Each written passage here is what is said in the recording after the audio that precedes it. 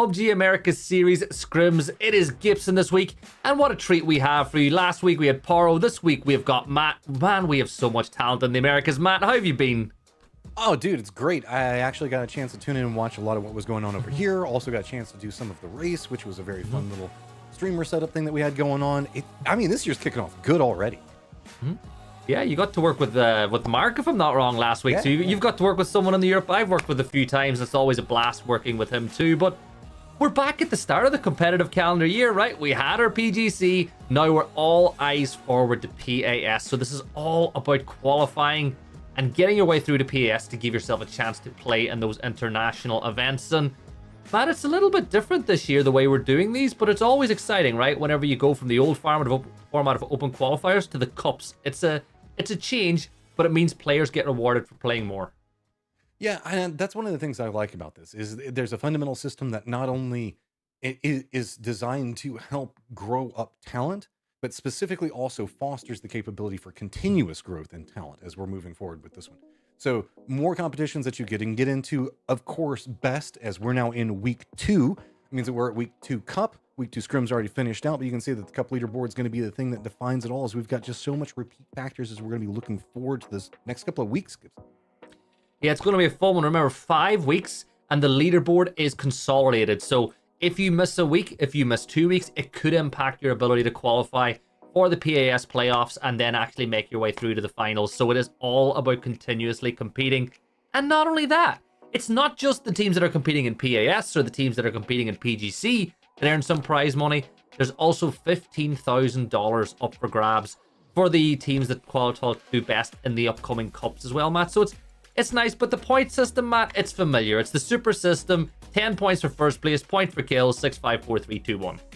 Some things change, some things are just good. And right now we're in a great place with this. It's a very great format, and you know the fact that it encourages playing for the later stages of it, but of course also being able to pick up those kill points, a phenomenal way to play. So just in case you end up trapped out in the middle of nowhere, at least maybe you can pick up something by going for a scrap with the squad around you.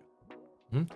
Yeah, and I think we tested a few things last year with a couple of different point formats, but this is my favorite one. There's enough of a reward for kills, there's enough of a reward for winning the overall chicken dinner. And here's that $15,000 breakdown that we spoke about. So the top 20 teams in the leaderboard will get a share of that prize pool. And again, it's not something we did before in the past, Matt. Teams actually earning money in the qualification phases of the cups. Yeah, and that's great because that just allows for more growth and more time to really just kind of cement in. So that way there's not just like, I guess, regimented tiers in the same fashion. There's this like bleeding edge where you can kind of try to pick up money in 2 different ways. Right now, it looks like Athletes of Christ, they're feeling pretty good, but New Gen All-Stars right back behind them. Yeah, the New Gen All-Stars, as me and Par were having fun with, they're not really New Gen. When you look at the teams and the players in that roster, you know, Shinboy, Bale, Finna, there's nothing New Gen about them at all. But remember, this is a continuous leaderboard, and a lot of teams on the left-hand side are not taking part tonight. Teams like Fearless, Jupinski's, none of them made it through. And we'll have a little recall now to some of the highlights from last week. And this was a play that I loved in particular. You had OMG hoping to take to the skies. Matt, believe it or not, OMG win this fight. This is an incredible situation to be looking at. I'm just still kind of caught up looking at Athletes of Christ. Haven, why are you going to do this to me? I already have enough trouble.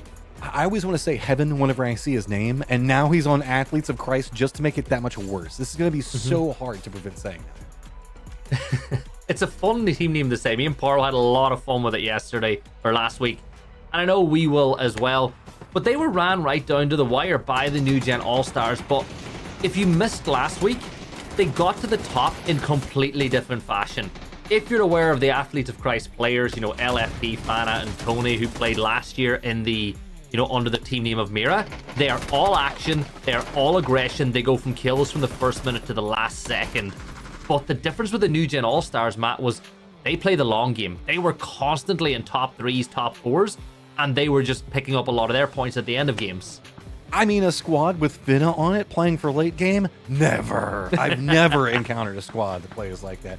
Also, we've just got, like you're talking about, a ton of people playing across this that we'll be familiar with. Of course, we've got Wooly, Pentalol, Pyro. That's the new iteration of Duel that we've kind of had a glimpse at.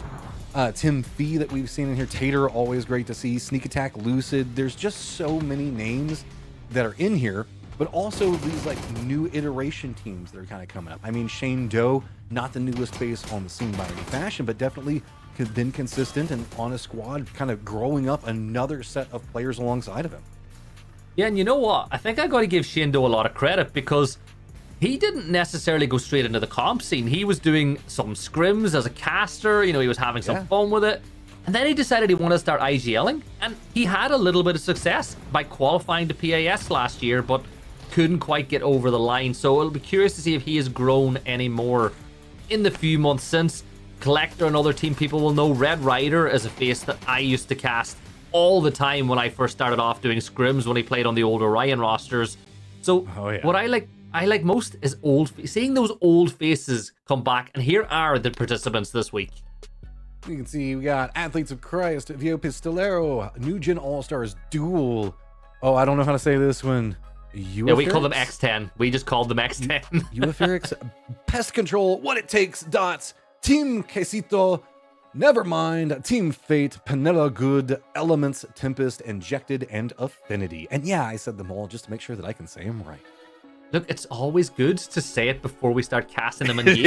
It is. So that you get it into your head. But the big thing about this week's lobby compared to last is it's gotten a lot stronger, right? You look at these teams, a lot of people are going to recognize these teams from PASs and from PAS quals. Maybe not the team names, but the players in them. Like you look at the likes of Panella Good. They've got a history of competing inside of PAS. You look at, as we said, What It Takes coming back, and Sneak Attack and Lucid playing back inside the Americas. So there is a ton of returning faces, and we got returning maps, Matt. Erangel twice, and then a change. Miramar is only going to be played once now in the 5 map rotations, as opposed to twice when we used to do 6. Oh, feels bad-ish. I love Miramar, but at the same time, Erangel has been really feisty in the last year. Like I was one of the people that was a bit over Erangel because we've been casting it for a few years at this point. But Miramar always was kind of like the feisty, like run and gun capable map.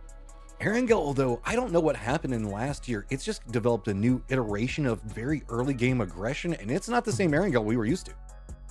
Yeah, I used to always look at Erangel like you get a couple of kills in like the first, 10 minutes, but it would kind of be a slow tempo. But as you said, last year, from minute 1 to like minute 20, it was all action. And then it had really slow late games because so many teams were gone by the time we got there. But I don't know. I think teams have changed things up a little bit. I think there's a lot less fear, Matt, I suppose, than we used to have too. Like there used to be a level of like severe respect to lines and rotations in Erangel, and then teams are like, I'm as good as you now, so I'm going to take on the fight with you because we both want to get to the same place by minute 15, 16.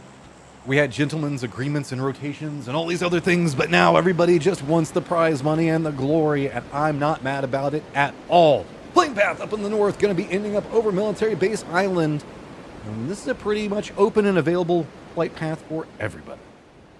Yeah, I like it. Pretty much straight down to the middle, going from north to south. All these teams will be able to reach their designated drop spots as we get up and running in the early stages. But remember, for those of you who are just joining, top of the leaderboard overall going into today are the Athletes of Christ and the good old New Gen All-Stars. New Gen All-Stars taking the Pachinki drop with a lack of a Falcons or a Sonic. Somebody had to take it, and of course the team with players like Shinboy and Finna and Beal who know how to throw their weight around are going to look to take that position to really keep climbing that table. Pest Control going to have to live up to their name, as they are going to have AFI pretty close to them right now. But I think that's just going to be a Crates and Northern split. That being said, K-Mine and the boys going to be pretty close to some friends, so they need to keep an eye on the pests down to their south. Also, around Milta area, you can see a little bit of a dust, but woo, that is a lot of water in this circle. You have to feel like it's going milli, though. But that said, this is one of those that can be really tricksy. Yeah, I think a lot of teams will gamble on going to Military Island. And then I think you'll have a couple teams that'll stay with 2 feet on, feet on both sides. Some teams will keep a couple players on the north and 2 players on the south, and they can rotate either way whenever the zone does eventually shift. But I want to point out something to you, right? Mm-hmm. So this year, and obviously you did a video today, so you're very well rehearsed in what the plan is for this year competitively. But we have PNC and ENC. And have you noticed how a lot of the Canadians have split themselves up in teams so that they're not necessarily inhibiting their ability to qualify by having 3 or 4 members under the one team name? Oh, the Canadians with the next tier strats instead of putting together one squad that can win all the PGSs. Instead, the eyes are on the Esports World Cup stuff. But I mean, it is interesting because we have had some conflicts along that in the past, specifically whenever we look at like the way that some of these Americas teams have been set up. So I like the fact that we can see plans for a year in advance coming out from these guys. They're looking to the future, because if you're just trying to do the best you can last minute, you're always going to have a bad time. I'm one of those guys that's always planning like 5 years in advance if I can. So I love to see the fact that our players are actually embracing that a bit more too. And then you'll actually talk to them and find out, no, they just didn't like each other, and that's why they're not on the same team. But I mean, yeah, that tends to happen a little bit. I mean, there's like, what, 10 Canadians that we see consistently? After about a decade or so of playing together, you're going to have a couple of dust-ups with some of them here. Yeah, lovers' quarrels, we'll call it. But for those of you at home, if you are watching and do want to take part in these cups, you can register now. Go to wasdify.com. That is wasdify.com. You can scan that QR code and you can sign your team up to take part in the scrims to try qualify for the action this week and try get in the next week's finals. Hey, look, the athletes of Christ, they're walking on water. I'm not going to be able to stop making these jokes this whole day. I'm sorry. I thought Paro was bad last week, Matt, but then I remembered, yeah, Matt, you're just as bad. I can't help. We were talking beforehand. I told you I grew up on a ranch in Texas. What makes you think that I don't know the Bible to make consistent Bible jokes the whole rest of the day? Oh, don't worry. I'm going to be right there with you. Let's not pretend I'm anti-jokes here. You know I'm just as bad as everybody else. But let's speak about these rotations, right? Injectors are trying to hold the dots as they rotate past. They're going to go on the other side of the road, spotting out Plushy, and that's some nice shots being sent back the other way. Puts Plushy into cover, and it should secure the rotate for dots, at least for now, unless they decide they want to set up on the bridge. But if I were them, I'd get across that bridge early. Yeah, but they've got to come in with some hesitation. The way that these bridges are set up, you always have to assume somebody's going to be on the other side of it. Early rotate, though, is going to be big for them. You can see that they want to make sure that before they get to the crossroads section, they want to do this little side path down. If you guys didn't know, if you haven't been watching a lot of competitive recently, this is the way you handle bridge camps the best that you can. Just try to navigate getting through. Yes. I think that they may have overestimated the size of that gap. Just a little bit. Just a smidge. Usually you leave the vehicles up on top, but you can force them through. That is actually entirely capable. So we do see Pistol down over here. This is going to be on the western bridge. So across from it, a good defense that's going to be set up. We've got Balefrost and the NA boys holding up on the other side of it, but notice that there is a very close threat, and that's going to be Blazer, I think, trying to toss out a Molotov. Yeah, toss the nade over, and it does a lot of damage on the shin boy, and you can see that EGA is trying to get that res off, and they will send Zuki a little closer. Eyes on by Jappa now as he can spot out one, sees the other two members up on the hill as well, but he's more focused on cleaning up the down player because you know how good Shin Boy is. But 4x spray, you gotta hit those shots, Jappa. I know it can get windy, but you've just revealed your position and you're isolated. Now you just gotta win the firefights. Taking too much damage. Balefrost is gonna get the better side of it. NA still alive. 4 up, manages to reset in the lower sections as well. And now a problem for Pistol on the other side. Not too much more they can do except for regroup. I don't see any third parties that are going to look to get too involved right now, and that works out great for New Gen All-Stars.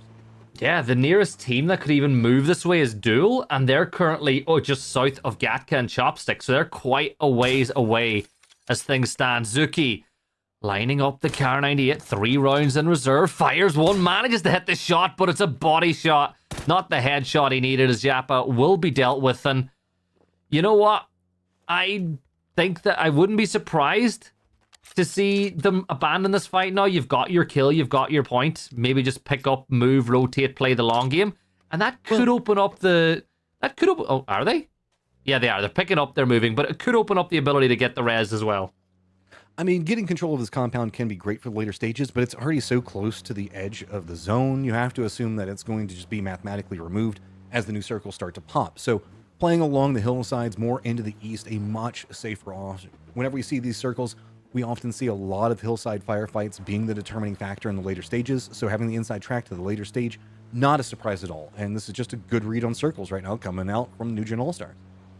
Yeah, and still a long time to go before that circle does pop for Phase 2. About 2.5 minutes from now, we'll see that second zone shift. And You know, you might not have the map open at home, but looking at it ourselves, Matt, we can see that, what, at least 60-70% of the lobby are currently over on the southern island. And let's turn our attention over to those.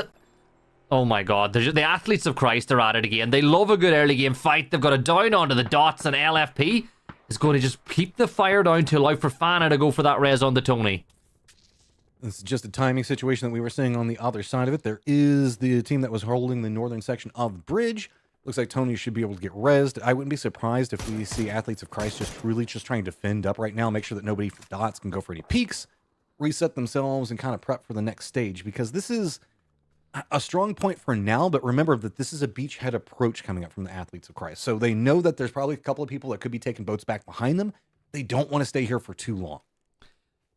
Yeah, LFP trying to convert the dots over to the good word of 556 as he sends his shots down that range. But the dots look like they're back up. So back up over on the other side of the map, Viejo Pistolero are turning their attention towards the new gen All-Stars once more. Balefrost will smoke his way out. And remember, Zuki can garner so much information now as he's able to just peek on up and have a look. But a nice little off angle by Finna gets Zuki down to 75 HP. And that'll just buy Bale the time he needs to fall back. And this is the great positioning coming up from New Gen All-Stars. There's that little ravine that everybody that comes out of the compounds that Pistolero was holding down wants to try and take out. It's the safe angle to get out of this position.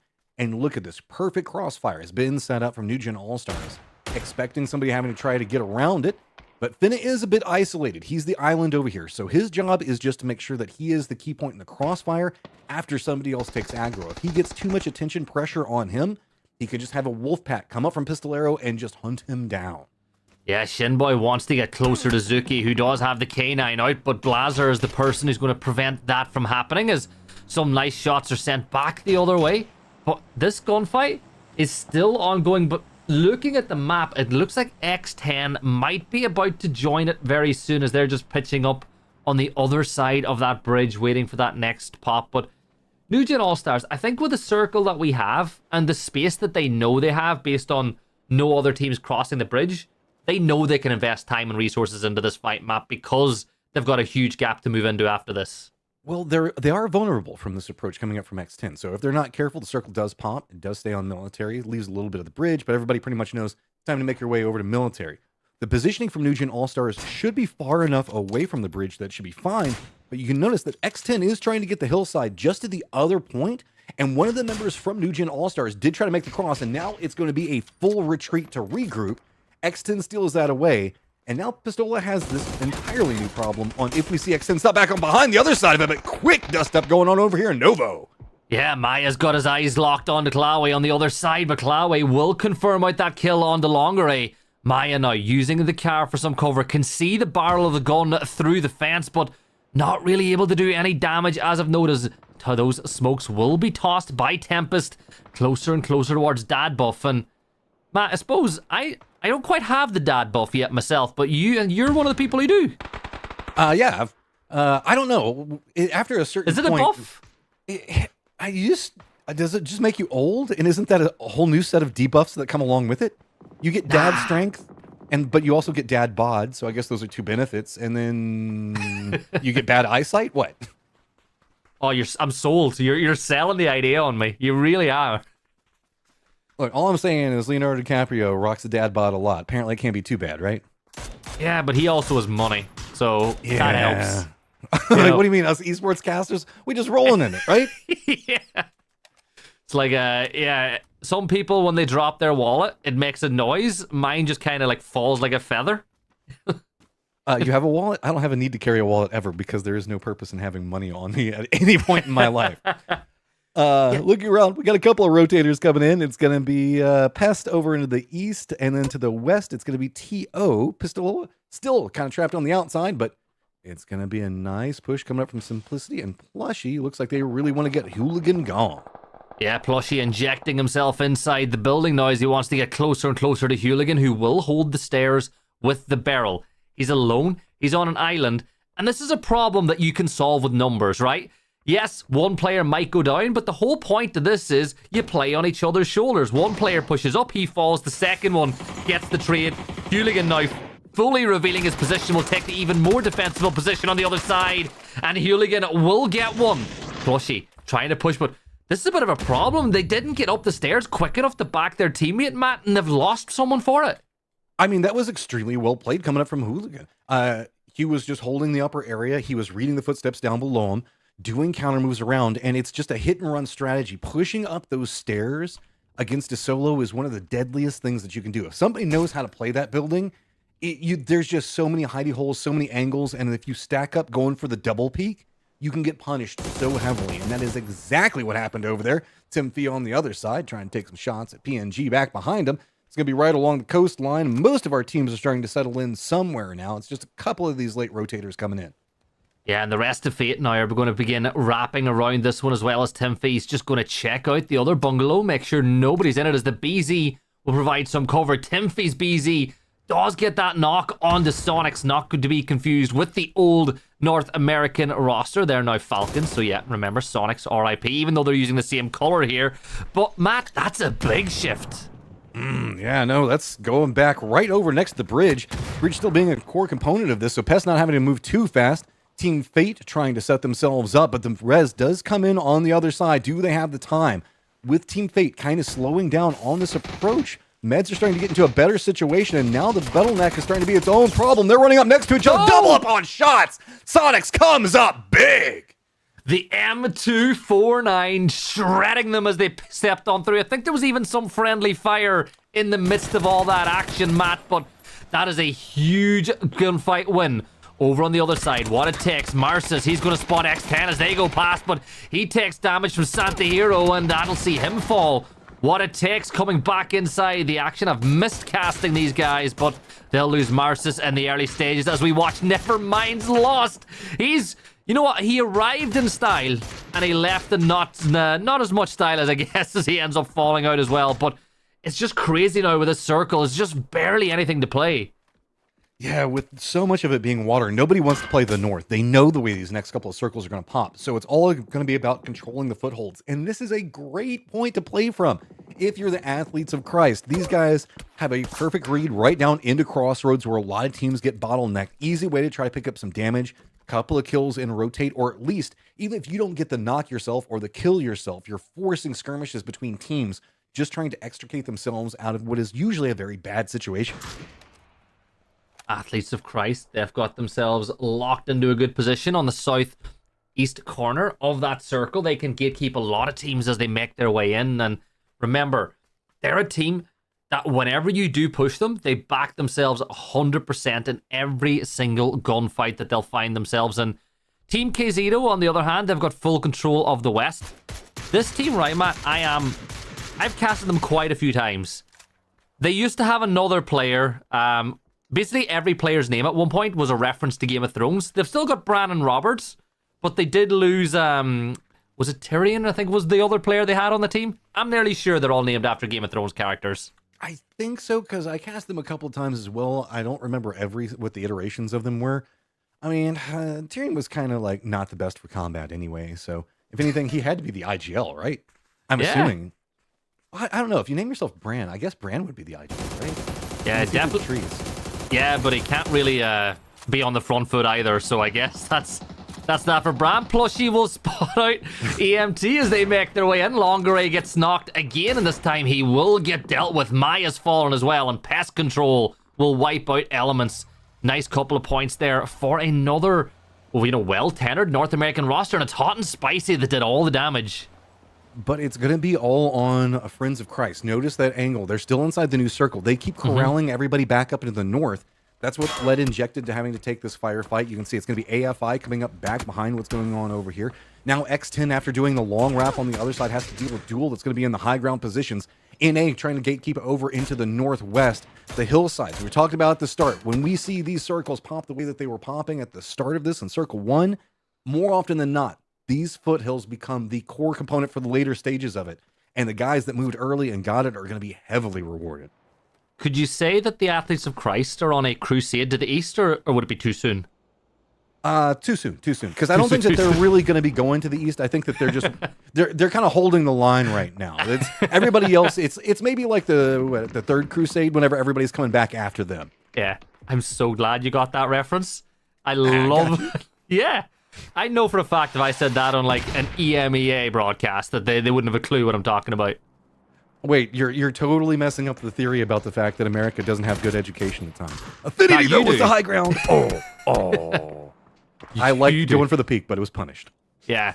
But look, you should be able to get the res off. At least you hope that you can, as the smokes will be thrown down. Mizbo providing that smoke cover, and we'll go for the res. And injectors will use that kill feed and that noise to make their move as they get very, very close to the athletes of Christ. So keep an eye on their move and whether or not they're going to crash mission. And they are. LFP, oh my god, LFP just sprays them down and the injectors are dealt with. Again, with the strength of this compound and the capabilities of control that it has on everybody coming out of Crossroads is ridiculous. This is a beautiful read coming out from Athletes of Christ. Everybody else is just going to have to hunker down right up next to each other. You can kind of push a bit more to the south, but there's already squads that are set up over there. So AFI doesn't have any real options except for just kind of walk into the kill box that's already been set up. LFP's just got a read on everything right now. And you have to go down those steep hillsides right into a rain of bullets. And that is just... That's bad times, man. You can see once you make that landfall. Come on, one more shot. Come on, Fana. Oh, he got away with it. Yes, Fana got a knock elsewhere, but somehow he got into cover. But the issue still remains. Once you get up to the edge of the circle, you're still either going to get held by X10 or the Athletes of Christ. So for AFI, it's just stuck between a rock and a hard place. And as I said, that Cluzera, he'll peek on over. He'll get Zalote. Down falls another member of the squad. And like that just leaves Ducky as one of the last players standing. Oh, X10, you now have the funnel back behind you, but you got a chance for a ton of free points. Lots of knocks that are going to slowly be creeping their way up, but you can see that they're using the hillside that's just going to be to their west. Keep their vehicles protected, try to break any sight lines coming out from anybody from Friends of Christ. Other problem, though, is they're going to have a duel directly in front of them, and then a couple more friends and sneak attack just to the west of that. NA, all the way up over to the west, is feeling very good about their positioning as they've got kind of nobody else around them. All the other linchpin fights are going to be compression setups, while NA has got way more space to work with. Yeah, not just NA, the roster, but all the North American kind of lineups are looking pretty good inside the circle, with Duel, NA, and Dots holding prime positions inside the circle as they make their way in. You'll see Team KZito, they're going to make a full crash onto Balefrost here. He'll get Nubsky, the first one to fall, covering fire on the other side, and that's great covering coming in from Shinboy and Bale as Nubsky and Anubis are both going to fall now, and that leaves Bran the Builder, the last player inside, and well, he ain't going to be building much more because he has been... Well, he's been lit up like Swiss cheese, I guess, after that one, and just like that, Team KZito are going to fall. And yeah, while Balefrost did go down, NA should be able to get over there pretty easy, get the res onto him. With the shots coming up from Dots, that crossfire just decimated anything from Team Kazito, so that made everything really easy. What it takes now, getting some vision on X10, so he's got to be a bit careful. Sneak attack living up to his name, hiding behind the rock right now.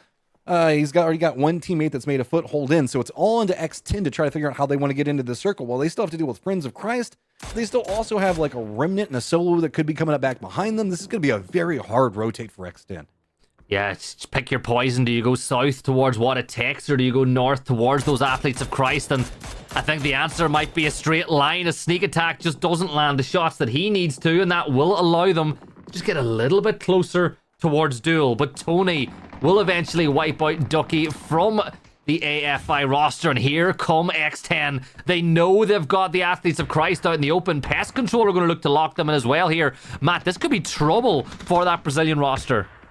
Oh, I don't even know. The way that the timings on this are coming out, it's very complicated. Pest Control with their setup, specifically having Conf already in a great spot to cut this one out, means the fact that the Athletes of Christ just don't have any good options. Instead, it's just Shack Life right now, just having to see if they can hold together long enough. The gatekeep has been entirely reversed, and man, Athletes of Christ have been pissing off a lot of people, and the punishment is coming due.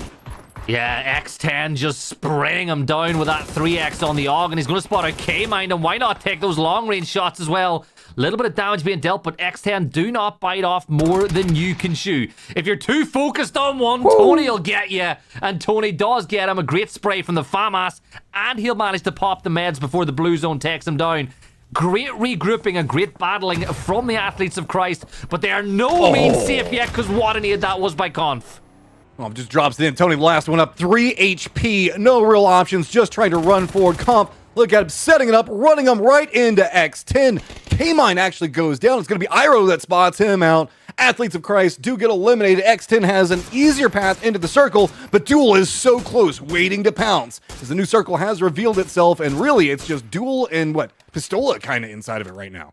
Yeah, Duel got to deal with this quickly, because if you let X10 live too long, it opens up the door for Pest Control to really put the pressure on. And you can see Conf is getting really, really close now with that BRDM scouting out for the rest of the team, and that opens up the window for Joshy to get closer and closer to X10 as well. Nades being tossed now as Conf will step on out of that BRDM. He's pushing up towards Iroh, spots out Wooly and shoots him down. Great shots from Conf, and he is just living his life to the fullest. No fear whatsoever of being shot down.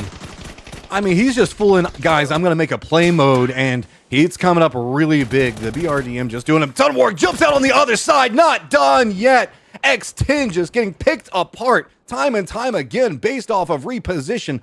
Duel just kind of caught up in the middle of it all as well. This has just been a great set of plays coming up from Pest, and now they have to be careful. He might be biting off just a bit too much.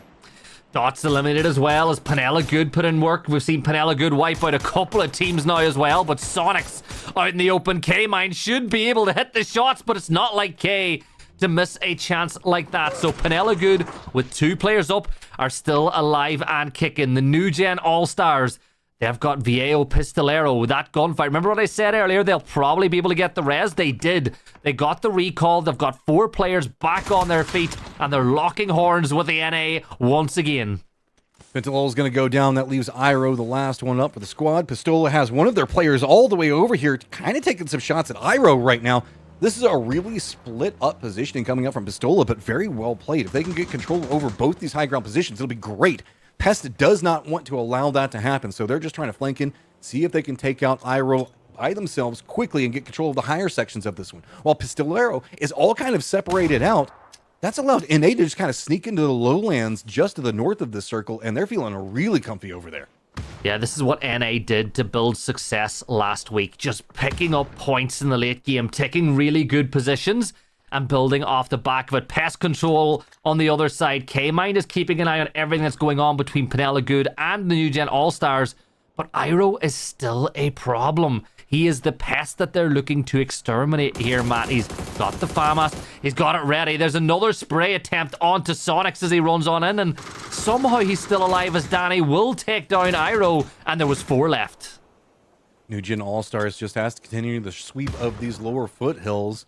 PNG already weakened. Oh, Nade rejected by the limbs coming out, but Shinboy is going to go ahead and hit the shots on it, and the push comes out. This is going to be where New Gen All-Stars is going to feel the most comfortable, but they've got to be careful. It's Sonics. Sonics the last one up for PNG, and we saw him just do a hero play already once today. Oh my, look at the mini-map. As soon as NA took that knock, Pest Control and Viejo Pistolero both began moving in to close that noose on the team to the north. But Pest Control with a 2-2 split on the other side. I've got to keep an eye on where the rest of those members of Pistolero are as well. Blazer, the only player inside the circle as things stand. But Pest Control look like they've still got a pretty good spot here, Matt. I'd be feeling pretty good if I was Pest Control, but I think this game is going to be won by whichever team aren't engaged by NA first. I think NA are going to be the kingmakers of this final 3. Well, I really like what Viejo Pistolero is doing, but they have to be careful. At these later stages, running these wide splits like that can leave you very vulnerable, especially with 2 4-man squads still up. I like the fact that they stepped over. They wanted to see if maybe they can take a chunk out of NA. They couldn't really do that. So now NA is reset. Pest Control is going to step away from the north. We can see Pistolero kind of doing the same thing. They're retreating and kind of allowing them to take the path that's going to be the least resistance and maybe open up some crossfire options where Pest can get some vision in. If Pistolero is playing this right, they could set themselves up for a great crossfire, but the firing lines from NA are so good. But there we're talking about. Look at this setup. Yappa already moving forward. Yeah, Zuki just holding them down. I love the decision from NA to take the fight to Viejo, knowing that Pest Control were on the other side of the circle, but it may not work out for them. Great shots from Finna. That'll get the knock onto Zuki, and he can go for an instant res here onto Beal. Yappa is trying to peek over on the other side, but Finna is still closing that gap. Pest Control, they're just currently waiting and moving towards the center of the circles. Like I said, the team that get pushed first by NA, the other team are just going to set themselves up for success in the late game, as Zuki will get that kill confirmed on the Bale. Pistolero is trying to play for control over the circle for the in-game and win it all. The problem with it is there's still 2 4-man squads that are trying to pull him apart. Danny is having to hold back pest control all by himself and just try to keep territory control going up over there. The other 2 members still just trying to deal with NA, and this is a very run-and-gun friendly squad, and you can see that Danny has so much pressure on him right now. He just has to keep punishing and denying, and yet another tree limb causing problems for these throwables. You know what? When you're playing in this perspective, you gotta throw an FPP, because the TPP throws can happen like that sometimes. Conf shutting it down. Danny, by the way, with that headshot. K-Mind will step on up. He spots out one. He spots out one of his fellow Canadians, but is not able to find the knock that he wants. Yappa will take Ega down as all 3 teams are drawing swords against each other. 2v2v2, Matt. And you can see a couple of these teams are trying to regroup and get players back on their feet, but I think Danny is a little too far away to be picked up by Pistolero.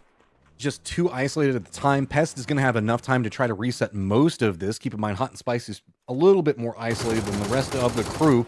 Pistolero's got its own set of problems as New Gen All-Star is kind of continuing their hunt down right now. Looks like Blazer was trying to retreat, but nowhere to go. Joshy is going to finish up Danny, and it feels like Pistola is just kind of in the meat grinder right now. Just one player up, and Pest is taking control over all the positions that they wanted to play. It's high ground for Pest to the south, but still this nice little ridge line for our New Gen All-Stars to play from. I've got a question, though. Have I walked into a time machine? Or are we in a late game in the Americas where you've got players like K-Mind, Finna, Shinboy? Like, what in 2020 are we watching? Boy, we full NPL right now. Although it'd be interesting to see how this is going to line up. I mean, Hot and Spicy can still keep kind of feeding some information over. Is K-Mind going to go for him? That's kind of its own level of bait, and I don't know. K-Mind doesn't want to set up too much. EGA does spot out Josh. Comp does spot out Finna, though, so retaliation back on both sides. K-Mind, how good you going to cook it? Because if he can line up a lot of these tosses, he can set up something great for his squad. Yeah, they're going to split NA, and that's the right thing to do, as another nade's going to get tossed, and that one could be very good as it lands beside EGA and finds 49 damage. Shinboy going for the res. K-Mind might be aware that's the case and should peek over that ridgeline, but he's a lot more focused on EGA. He's going to step up once more. Great spray from K-Mind, but there's still 2 New Gen All-Stars up and alive and in the fight. Finna going one way. Going the other way is Shinboy. He gets behind the tree, but K-Mind, he finds another, but man, only 29 rounds left to work with. On top of it, it's all Pest Control, taking control of everything. Now, still Blazers, he's going to get spotted out. Pest Control takes it all off of a great performance and push. And my lord, look at the amount of kills. That was insane from Pest Control. They were just on the front foot from the first moment to the last. We saw good performances from the New Gen All-Stars as well, as they were able to pick up quite a few points in that one. But Matt, if that was a taster for what we're in store for tonight, we're going to be in for a really good night of PUBG. Yeah, I mean, that was really cleanly played. I loved K-Mind's aggression into playing into EGA, I believe it was, on the other side of it. Realizing the fact that they have authority, you know the fact that the other player is probably going to be going for a res. So whenever they do that, that means that if it's a 3-man situation, only one player can defend. So running right up, going into the face of EGA to make sure that they can get another knock, just switches it back over. It denies out any flow in that res, and so it just kind of isolated a lot of 1v1 style situations for them to set up. Yeah, 29 points for Pest Control, though. That'll see them in a really good position going through to the rest of tonight. Remember, it's not just about the leaderboard tonight.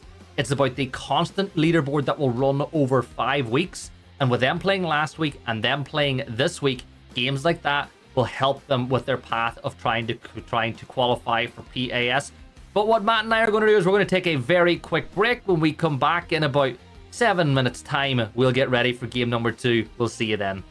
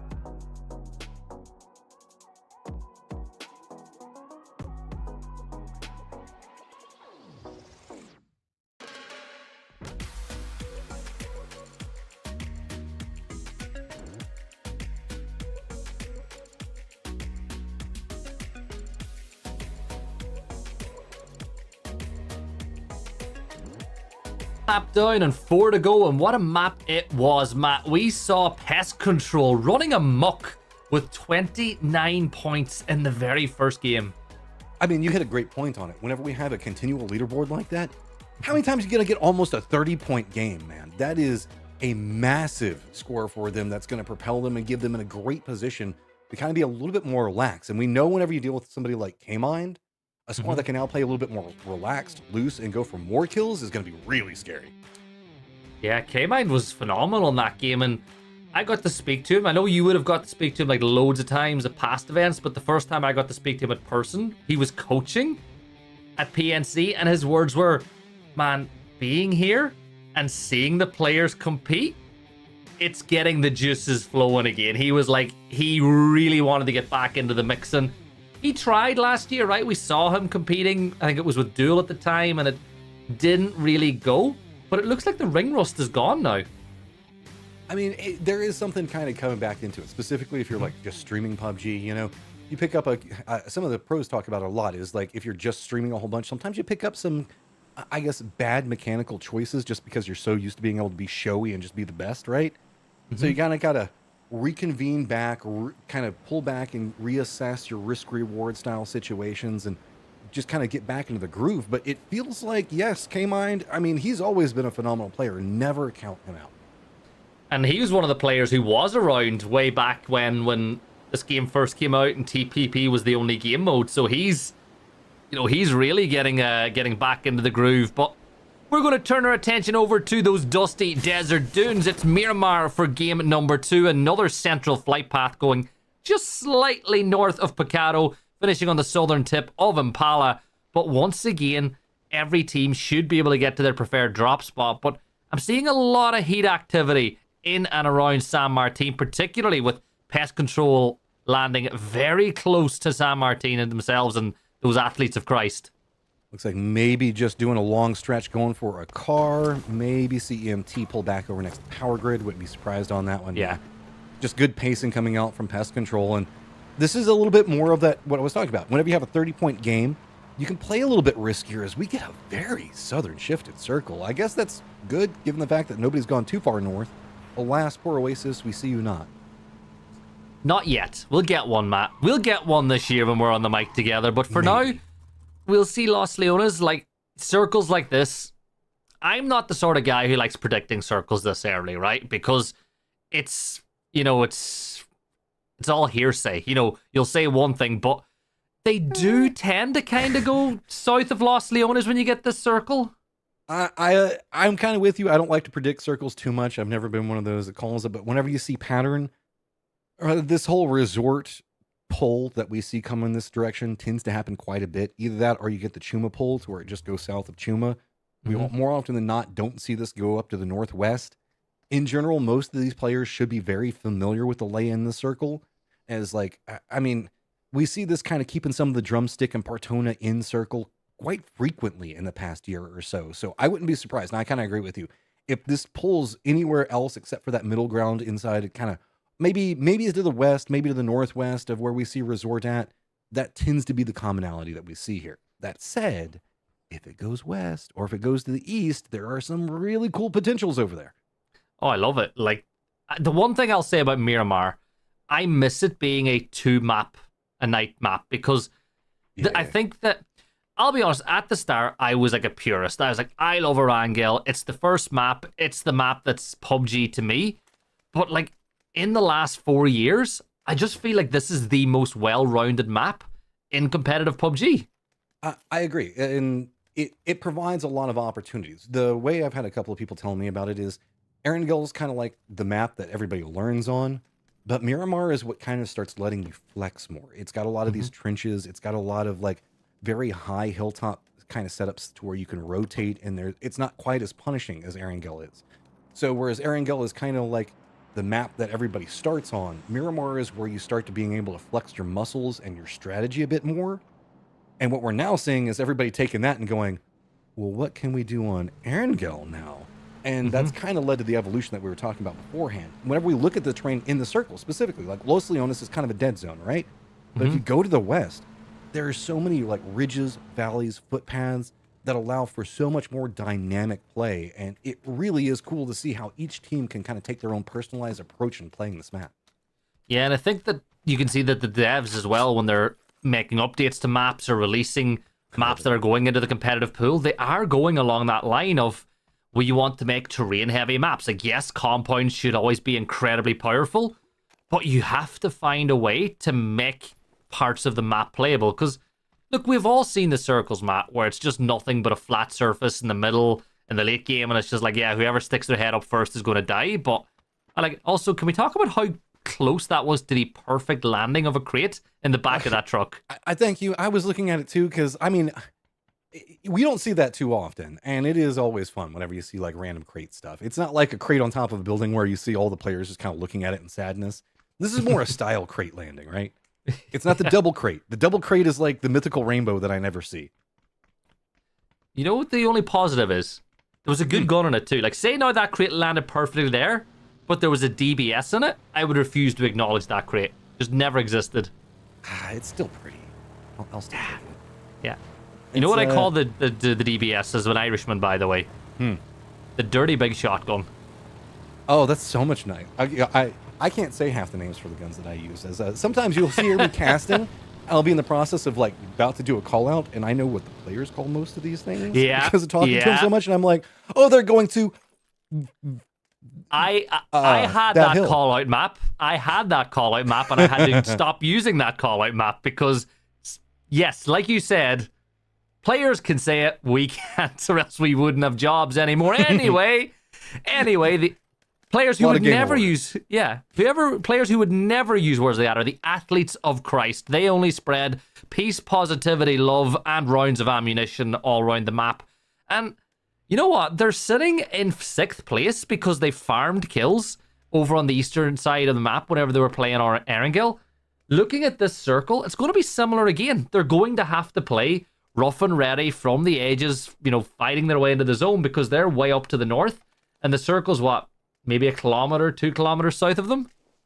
Yeah, I'm just going to go ahead and do a disclaimer, guys. I don't usually like to talk about these types of things, but I am a Christian. So if I'm making jokes about the team name Athletes of Christ, don't get offended. Don't think that I'm attacking your religion. Don't think anything else along those lines. I'm just here for the jokes too because they're fun. I'm in the same boat as you. Look, we're here to have a good time. As a wise man once said, we're here for a good time, not a long time. That's right.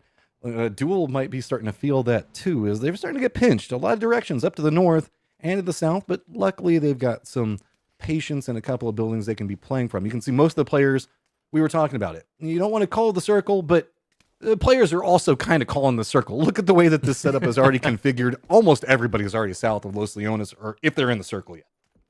Yeah, and it's like, you just think we said about how powerful that position is in and around Resort. X10 have gone all the way extreme to the southern coast, which again is a power position of itself. If you can get to the very edge and work your way up the hills using the terrain, you can find plenty of points on the way in. But it is a Miramar, right? We're 7.5, 8 minutes into the game, and you tend not to see an awful lot of kills. But I will say this, in this perspective, more so than in the old school PUBG, you do see a lot more players falling in rotation. So I'm surprised that we still have all 64 players up when you consider how many teams have already rotated into the circle. Well, I mean, it's just a kind of the way that this section of Miramar sets, right? Is we've got the recessed hillside running down to the coast coming out from Los Leones, where we see Resort and all that other stuff at. But it also means the fact that there's a lot of independent fighting arenas. So there's all of these different ridgelines. Like whenever we look at Shinboy, and look at how he's looking across right now, there's a whole valley in between what he's looking at and the team on the other side. So this leads to either hilltop firefighting or firefighting in the lower sections from people that are already in those high ground points. Means that there's a lot of these little firefights that gives you a lot more survivability. A lot of the players actually do like this circle quite a bit on Miramar because it feels like it's an easier to approach circle than what we can see if it, say, goes north. Yeah, Team KZito up on the hills compound, just having a look around as what it takes begin moving this way. Sneak attack, Morin's putting pressure on, and Hooligan hitting some shots from way downtown for Tempest as well. But right, I have a question. What it takes are back in the lobby. If what it takes manage to qualify for PAS finals, Are they going to be the absolute pain in the butt for the Falcons that they always tend to be? Because they almost play the maps so similarly and have almost the same rotations as the Falcons like to make as well. Yeah, that's great minds think alike kind of situation, right? There's a certain meta on approach on how you can handle a lot of these circles. So if you're always trying to make the mathematically best choice, sometimes it's the same choice that everybody else is making, and that creates its own set of problems. I don't know whenever we look at it. What it takes is a great squad, but the firing lines coming up are usually going to be the setup for it, right? Whenever we look at what it takes, do we think that they can go up against the Falcons? And they are pretty strong, but it feels like it's going to be kind of who gets the better of what situation at any given time. Who gets the early momentum at a couple of times. If what it takes is willing to sacrifice a couple of games to maybe make that happen, great. But it could also put them behind the ball if it goes wrong. Yeah, and they already are behind the ball considering they didn't qualify last week. So they are in this is game week 1 for them, and it's game week 2 for 8 of the other teams inside this lobby. Circle shifted, Matt. Basically what we said it was going to do. South of Los Leones, lots of water in play. And I always love it when water becomes a factor on a map like Miramar. Oh, and there's a crate down in the water way down to the south. If you're a believer in the crate lore, which hopefully we finally killed off, there was a very long period of time where people believed that wherever the crates went were the in-game circles, if you did not know. That's an old one. That's a really old one. I mean, if we're talking like MPL days, boy, these are the old school MPL conspiracy theories. Man, I remember conspiracy theories, people like talking about, oh, you know, you look at the flight path and it always finishes like a click to the north of the center of the flight path. You're like, no, it doesn't. There was a while though when you knew where it was going. I can point to this thing that happened twice out of 64 games, so therefore there's a continuous pattern. Yeah, I don't know. Yeah. Continuous pattern needing to come up in sprays right now, as it is going to be New Gen All-Stars rotating very close. Danny trying to unload. These guys bumping into each other 2 games now pretty early in a row, but it looks like New Gen All-Stars, they're going to keep on cutting it path. They want to keep on going, and there is some breathing room, but not much before they run into Injected. I think the PUBG circle is the absolute definition of correlation doesn't mean causation. As we watch, you know, Tempest. That's one of my favorite phrases, by the way. But we watch Tempest. They're going to pull up Dad Buff and Claway. They'll play just on the southern side of the circle. I think this is a good position for them to play, rotating all the way around from the edge. Looks like FE have made their way over here. Panella good. Pick-upping just south of those fields into Resort as well, but coming under a heavy fire here, and I don't think he's going to make it, and he won't. And he's down. Can he get the cover? I mean, this is going to cut out some of the lines, but he took a lot of damage on that fall. New Gen All-Star is actually getting a very good compound for the circle, and that's just bait right there. If you go for it, you're going to get punished. Maybe, looks like TMP was thinking about trying to see if they could get a kill or 2 out of it, but I wouldn't want to do that given the fact of how many teams are kind of along this line. We've got Wit all the way down to the south close to Dots, like you were kind of alluding to just a moment ago. Another, I think, emergency pickup is going to be coming in just 1 second, and that's going to be what we're looking at here with Nevermind, who I don't know where they can land in this. If they go east or northeast, maybe, but if they want to go for center circle, that's going to be real contested. Yeah, I think they got to go as far east as they can. You know, get off the flight path. There's nowhere they can land on this flight path that's going to be safe. Shinboy gets that point confirmed, so picking that one up for the New Gen All-Stars. But the big one for me, Matt, is if you hold Resort now, you hold control of that E-pickup. Or not the E-pickup, but the recall station. So you hold that spot. You can be as aggressive as you like because you can just call your teammate back. Yeah, but I'll be honest, I don't like playing Resort in this circle. It feels like it's safe until suddenly it's not. Here comes the speaking of it's safe until it's not. Oh my God, that was cruel and unusual. Lost just had no chance there. Yeah, we said there was nowhere safe to go. Nobsky is going to be full blind as he dips into cover. The LFP is going to do some damage. He walks on in, and Nobsky gets that extra knock. Team KZito up to 2 kills now as they manage to catch 2 points onto Nevermind as they made that one. It's just Scatastico left playing. And do you think Scatastico is a fan of Santastico of Rock? I don't know, because I've seen the name a couple of times. I feel like you've got to have some relation at that point. But apparently there is also like the play on Tastico is pretty common in the area that they're from. So it's going to be kind of like, you know, how we do like the X's and stuff like that at the beginning and the end of the name for a long time in the Xbox Live era. I hear it's kind of similar to that. So not super uncommon, but not the most common. Yeah, it's like Zero is a very common, for a lot of like Brazilian Portuguese players, you'll see a lot of zeros at the end of names. It's that same sort of thing. It's like a little thing people like to put in. But still, I'm a fan of Santastico. I think he's quite neat. Yeah, he's a great dude too. I love anytime we get to interact with him.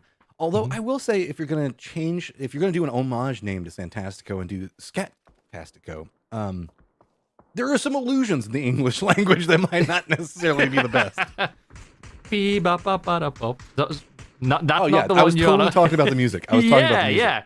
Yeah. I just wanted to make sure that at least you had armbands there when you threw yourself in the deep end. Oh, thank you so much. I appreciate you on that one. Looking out, I can see got 3 squads trying to get their way into the circle right now, and it's going to be Injected trying to gatekeep him out. A lot of targets in front of him, and that's going to make it a bit more difficult. No need for a big push yet, but this area is going to be pretty open. Whenever we look at where Injected's going to be at, they've got this open terrain. You can see that's going to be right now where we're watching Athletes of Christ rotate through. This got this whole sprinkler system, but it's very open and does allow for crossfires. But again, not the most open terrain. It is in the lower section of the valley, so really the guys up on top are the only ones that can harass. So well read. So this is the first kind of leapfrog that you can do, but that's now been taken. So the other 2 squads back behind this are going to have to deal with a firm gate cap position on that field. Yeah, the Athletes of Christ just trying to find themselves a little kingdom for Haven there as he gets himself somewhere in and around the center of the circle. Yeah, you like that one. I did like that one. Yeah. Zuki, he didn't like it because he didn't hear it, but he will like it if he can get some points on the Choppy. That's a great knock as he finds one of the injectors, and Jappa gets another one. Plushy is going to get ruined and shredded like a dog does the one, and well, the injectors, it's been a tough start to the night. They've just got 2 players left standing. This is a perfect pounce opportunity, but the problem is there's a bit of a crossfire. Also, looks like it could become a third party. Their squad kind of dancing around on this one. Doesn't want to get too much of a commitment in, so that has stalled out Pistola. Pistola wanted to go for this fast and heavy and really punish Injected. But now with this new setup right on the outskirts of him, it's caused its own problem. X10 also getting some vision very far away from this. Yeah, inside of Resort, they've just got that angle into the backside of this garage, and the circle shift does go back towards Resort. Now, look at the circle, Matt. On the western side, Viejo Pistolero, you've got elements there. Injectors are there. You've got AFI rotating in from that side. Tempest are, to an extent, over there as well. This is getting very busy. And the terrain on the way into the circle does not work, right? All these teams are going to fight, but then it's nothing but open ground through fields. Yeah, I mean, all those sprinkler fields are going to be eating up so much space. Look at how everybody's avoiding it right now. And now the team that's in Resort and X10 has to deal with all of these threats. The only benefit to it is everybody that's making a position play for around Resort itself are also assistant defenders. That's making it very difficult. As you can see, Fate's now kind of in its own little dust up. Dots is going to be on the outside of it. It's going to be Pest Control playing the lower section of it, doing a lot of harassment and picking up a lot of kills already. Yeah, Fate just putting in some work now. Timothy, Flanker, Zenny, and Tater. Spectro as well. He's not too far away. Spectro, if I'm not wrong, is a player from the Nordic section of Europe. I think I'm right with that one. Somebody that I've casted for quite a long time as well, but he's in a very rough spot for the Dots now. Nice shots coming from Flanker. That'll force Spectro to go prone once more, but all Team Fate have got to do is if you can keep 2 players holding him in that position, you can allow the rest of the team to wrap in because Dots are stuck in the middle of this deadly 2-2 split. Well, what worries me about this with Dots, the longer that they manage to stay alive, it's a problem for Team Fate. To the north, Duel has to deal with the fact of maybe dealing with Athletes of Christ, or they can play more into the east, and they could usurp the position back behind the northern duo for Fate. So if this doesn't finish fast enough, it's going to be its own problem. And the longer that Dots just manages to hold this out and avoid any form of regroup or kind of any form of cover from each other, opens more doors for Duel to the north. Watching Fate just keep the play the edge, but we'll jump back over to the fight with Injected. That's a great spray from Blazer, and the Molly will wipe them out. Viejo Pistolero wiping out Injected, and we've lost 2 teams now after almost 20 minutes gone. You've still got Dots. Otosaku is still alive inside the dip, but Team Fate making life really uncomfortable for him. But the problem is, every time he gets close enough to fire shots in, you're opening yourself up to Duel, who are on the high ground to the north of this position. And That's the problem with the terrain, right? You think that you've got the upper hand in a fight against one team, but there's always somebody else who has an angle. At this stage, there is going to be 4th, 5th, and 6th parties that are just going to be the potential of happening. As you can see, Tim Feed just wants to try to get a little bit of a better vision point to play from, and it's punished from 3 different angles on that. And the more this firefight continues to go on, the bigger problem is going to be. Great position coming up from New Gen All-Stars. We talked about their rotate just the outside of Resort. I like this position a little bit better than Resort as the circle starts to close, because Resort is very complicated with too many different angles to try to hold down. Even if the circles continue to favor it, you end up with just too many rats in the house to be able to keep control of it. Yeah, and the big thing now is Resort is guaranteed to be in the next circle as well, as Hooligan is going to go big on the edge, but he falls at the hands of Zaloti. Tempest with 2 players up. AFI moving up. Kalawi gets one, but he's shut down as Zaloti finds another one to go to his tally and will confirm out those kills. The last player, Dad Buff, is moving his way this direction, but Zaloti has got to be careful. Nade in the hand, tossed up towards the spot, but is not quite going to get the knock on the Dad Buff, but Hooligan, who was feeding information, is now going to get felled as well, Matt, and that'll allow Zaloti to get back behind the tree. Thing is, Dad Buff knows exactly where the down is, so he can just keep tossing nades in the rough direction of it. I think he was expecting to go a bit further around, so Dad Buff now having to start making some awkward choices, realizing this has gone on for too long. He's got to get his meds back up. He knows he's about to have to run either into a field or to an enemy as these chain reses are coming up, and this is just well survived coming up from AFI. I was worried whenever he went for the flush that the information might not be that valuable, but apparently it is enough to stall where he's at, and here comes the returns.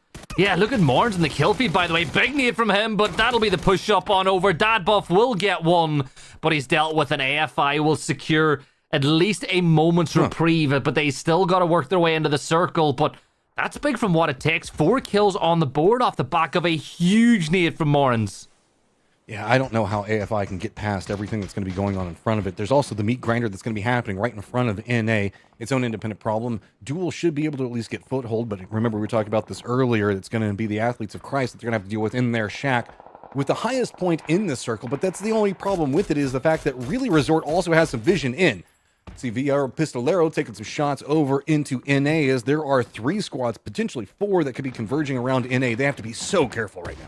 Yeah, they've got to be careful. Elements are going to get wiped out, though, as we lose another team. Penta coming under fire here. Kane, is he able to find a knock as he tosses utility over towards Fana? But Fana will remain on his feet. Fire coming from way downtown, by the way. I think that's Fate that are putting shots in the duel from the other side. Wooly will just keep his eye on the hill above him, trying to wrap around, get that angle, but this is looking really dangerous for Duel here.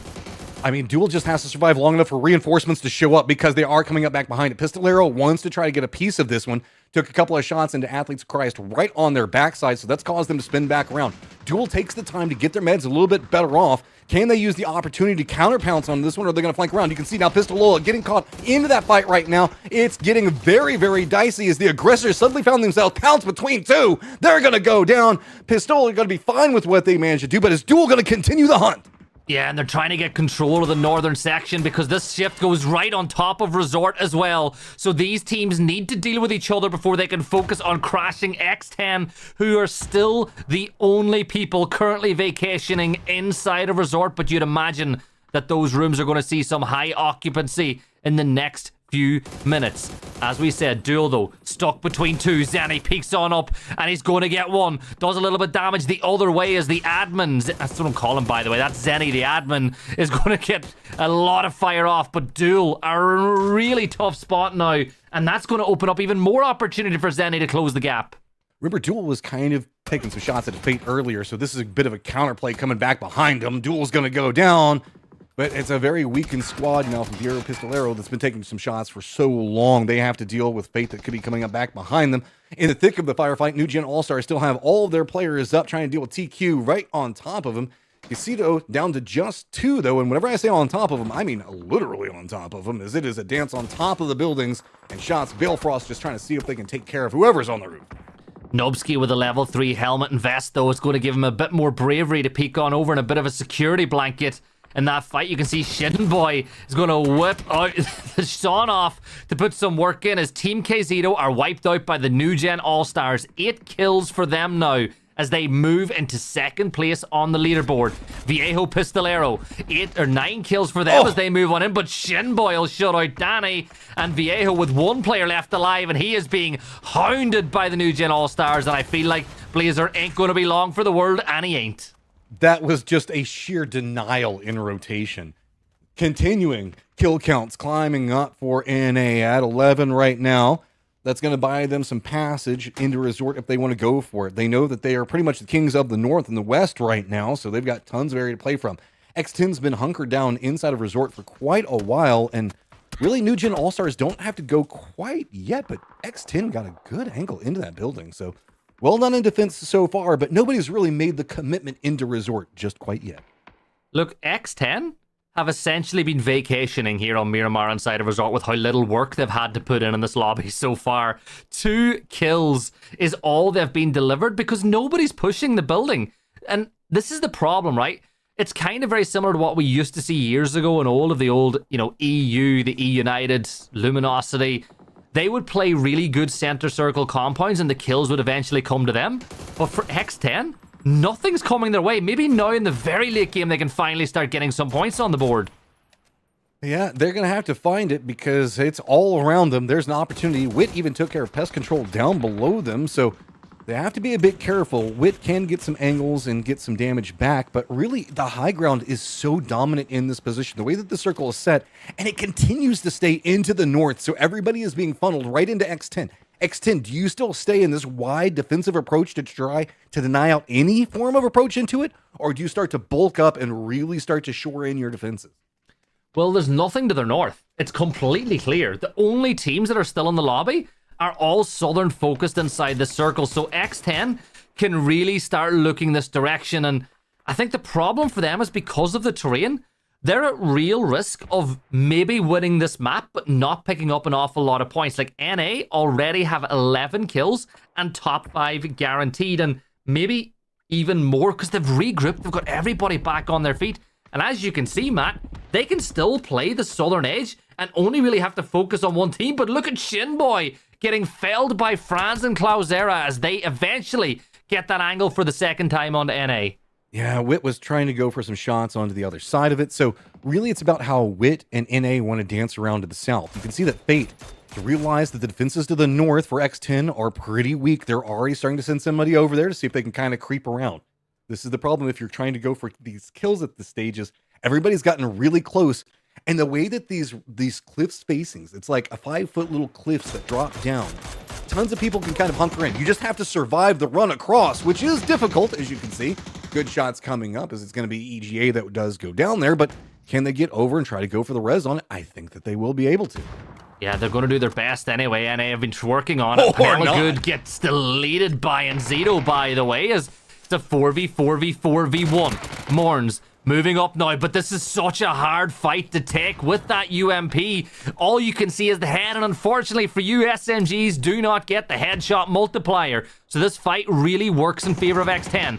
Big nade launched on the edge, and it does a ton of splash damage to 2. That's a bet. Oh my word. Put it in his pocket. Tom Brady, aka Kalnix, just deleted him. That was their biggest opponent in defense that they had to deal with. That nade shores up so much more of the problems that they were having to deal with. This duo can now start to try to hold out Wit on an entirely different side. Can we see the res come over there? He wants to make the commitment, but he's afraid of another throwable. And yep, here they're getting pretty close. Do you go for the commit in? Do you try to get the res back, or do you just run and just try to play for placement? Yeah, 2 members down now for Fate as the reses ain't going to happen. Finna's still alive for NA as well, but NA just deleted. Klausera will find that kill, and then there were 3. A 2v4v4. What it takes, Marcis moving up, but now look at how steep that terrain is.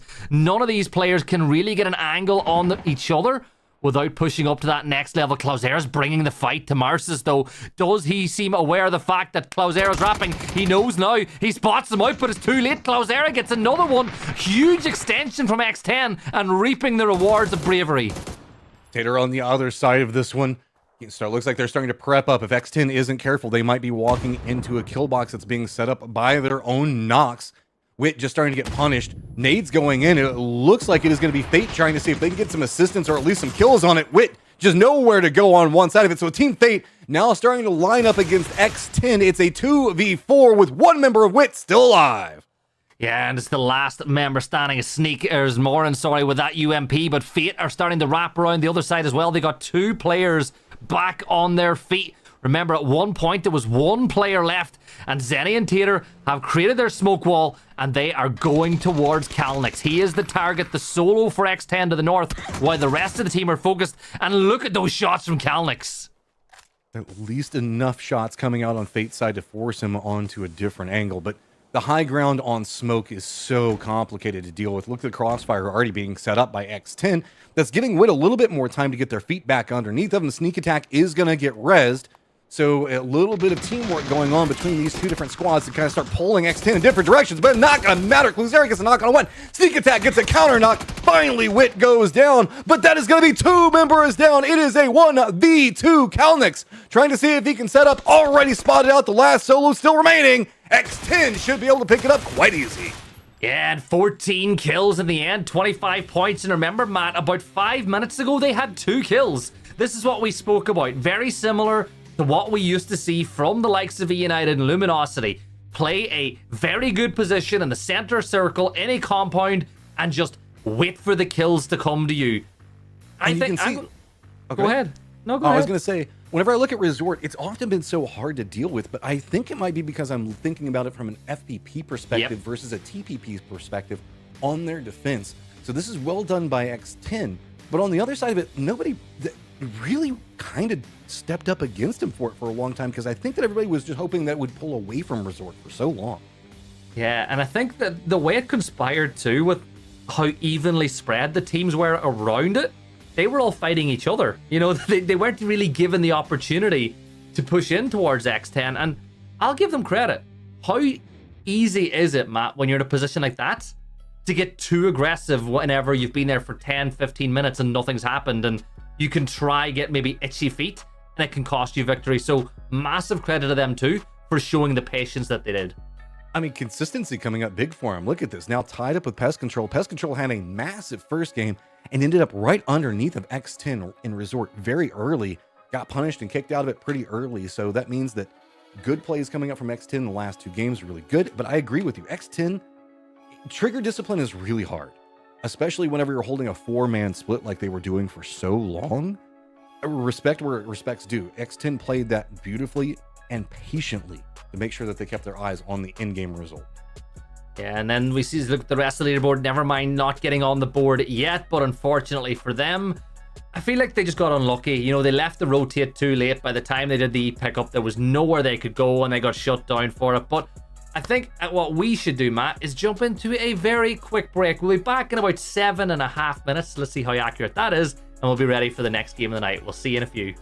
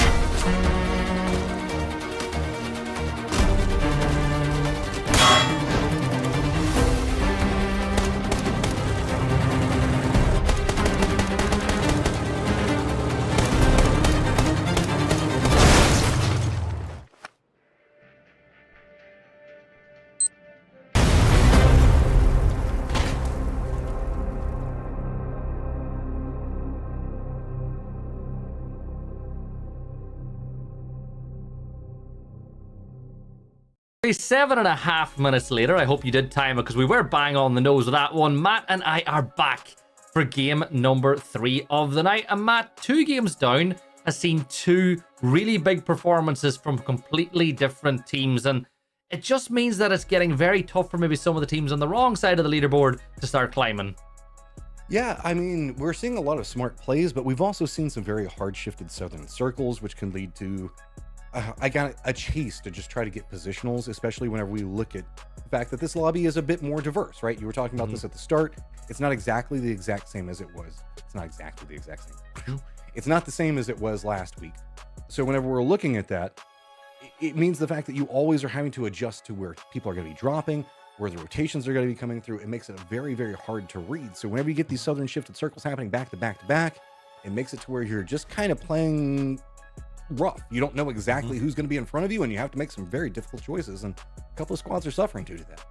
Yeah, and the thing is, though, it's another change of location. At the end of the day, it's a 5 map rotation, 2 Erangels on the night, and then we go to Tego, Miramar, and Rondo once each. So we're going to Tego this time, and it's another flight path that is almost going through the center of the map here, Matt. And again, I think the players are getting treated pretty well so far on the night.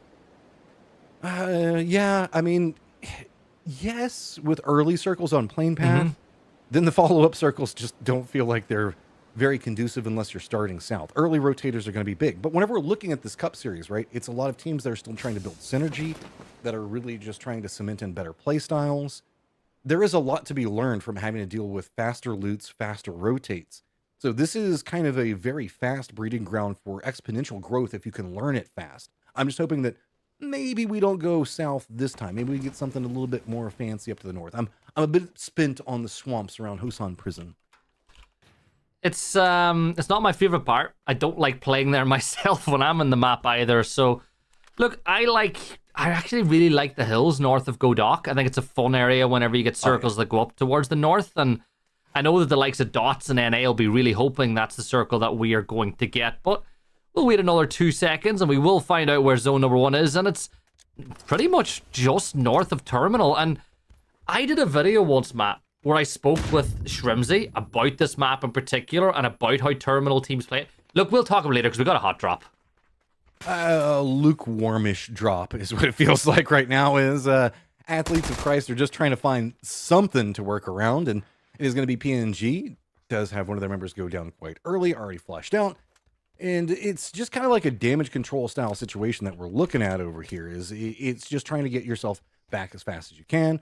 Hosan is a city that's going to be right on the edge of the zone, but also has pest control pretty close. So you really can't leave too easy. There you go. Problems are going to continue to mount out. Yeah, Zuki from Viejo Pistolero was able to find a knock as well. Like, as you said, you got Viejo Pistolero, Pest Control, Panella Good, and to an extent, Zenny from Fate, all not too far away from each other. Now, Blazer from Viejo is going to peek out through the side. Remember, in the early game, that UMP is just deadly in these situations. There's not a lot of loot to go around for both of these teams either. So once helmets start getting spent and you start seeing medkits fall, it's an issue. Like, look at Blazer. He's got no meds in reserve, no helmet, no vest, but he does have a UMP and he does have hard cover that can be very important for him. Yeah, the hardcover is going to be a bit more open as he starts crawling on the balcony itself, so he has to be cautious on that. Pest already has themselves a great way to counter any peaks. As you can see, Conf already up on top of the roof. Looks like they're going to try to get a better loot situation or maybe just a regroup going on. Pest Control in control of the southern area. Doesn't have to move too much, so it's going to be on Pistola on how they really want to navigate this. I think it's just going to be about seeing if maybe you can pick apart the stragglers that are a bit more separated if you're Pest Control, and it looks like what they're doing, a lot of damage, I believe, already going on to Yappa. Yeah, Joshy peeking through the window as well, trying to get information on where those 3 Viejo Pistolero players are whipping around inside this compound, but they're in no real rush to leave their spot, and that plays into the hands of Pest Control, who can surround them a little bit more. Remember, all the loot is limited, and I like this move from Zuki. Get up onto that roof. You've got cover when you get there, but it just gives you more of an angle too. But Timothy is about to peek over the ridgeline very soon as well here, and he might just get a nice angle onto the roof, but no, the trees are just about blocking him out. Well, this is the second player from Team Fate that we've seen kind of dancing around the outskirts of this. I think that he's just trying to keep an eye to see if he can steal a kill or anything else like that. Viejo Pistolero, you were talking about, they're 3 up inside of one building. So their loot that they've got is decent, but notice the ammo reserves. When you're having to split up that much inside of one building, there's just not enough to give you tools to really work with. So every bullet has to be near as perfect as possible, and you can't take damage. You look at the med situation, there's nothing to be had. You have to win this firefight. Pest managed to drop at least in a couple of buildings and has some more space to work with as far as loot and ammo concerns go. Yeah, and Zuki reloads to his last 15 rounds, and you saw that K-Mind only had bandages, and that's what he had to just get himself back up to as high as he could. So as you said, every single bullet is going to matter in a situation like this. And the thing is, the longer this takes, the more likely a team like Fate, who are fully kitted and looted and suited and booted, could move in and cause an extra problem for them. So Pest Control are going to wrap out the backside of this building, but they're running directly towards Fate, and they got to be so careful. I think that they saw the cars. Here comes the new friend's going to be approaching, because remember, this is right on the edge of the zone, so a lot of stop-off points right on the other side of this hill. Teams could be looking for as cars can continue to stack over here. Fate instantly pounces on this one, but that is beautiful for Pest. They heard those shots now and realized they were walking into a death trap and now have to turn around. Yeah, that's just perfect timing. Like, you're trying to bail out to the south and you hear a player die just beside you, and it's like, yeah, maybe we'll focus more on what is just ahead of us as Conf. We'll just be the conduit of information for his team. He'll see them all move off into the distance, and I think that frees him up now to go secure that UAS if he elects to do so. Other than what's been going on here, not much else has happened. Yeah, we've seen a bit of separation happening on the other sections of the map. We do have Athletes of Christ that might wrap similar to what we're looking at with TQ, kind of close to Fate on one section of it, also pretty close to this whole firefight. The only real people that are extremely bad off right now are Viejo Pistolero. They just want this to end. They want really Pest Control to go for a vehicle, just go away. They just want to leave this, try to get a better loot spot, because this isn't even like a phenomenal loot spot for 2 squads to be at. This is going to be very low economy for them. Yeah, it's like you put, like, the thing is, the longer it lasts, the worst case they're going to be. But we'll turn our attention over to the Gringo here from Panella Good, as he'll fall back, coming under heavy fire from Fate, down to 4 singular health points. That ain't good for him. Elsewhere around the map, we're seeing Sneak Attack put some real work into NA. That's a bridge camp that's happening just on the edge of Yongchon as NA tried to make their way across. But Gringo now turns his attention to Timothy as they move off into the distance, and we'll check on in with what's going on here in the world's most lukewarm hot drop. Just staring at each other. Other one side of this one, you can see is What It Takes has some friends very close. They're just trying to harass them, keep control over this. They're going to be right along the bridge area over into about as far north as we see anybody playing. Nobody's playing on the island to the northwest of it, except for really Wit that was trying to cross right now, and it's getting pretty good so far. They've got that crossfire set up, and it's nobody else is going to be coming after it, but hey, picked up 3 points. You got to feel pretty good about that one. Maybe. Yeah, 3. They'll do well to get 4 here. I don't think it's happening, and I think Beal is doing the right thing. Just go to the north, get loot, wait. Never know, you might get a circle shift or 2.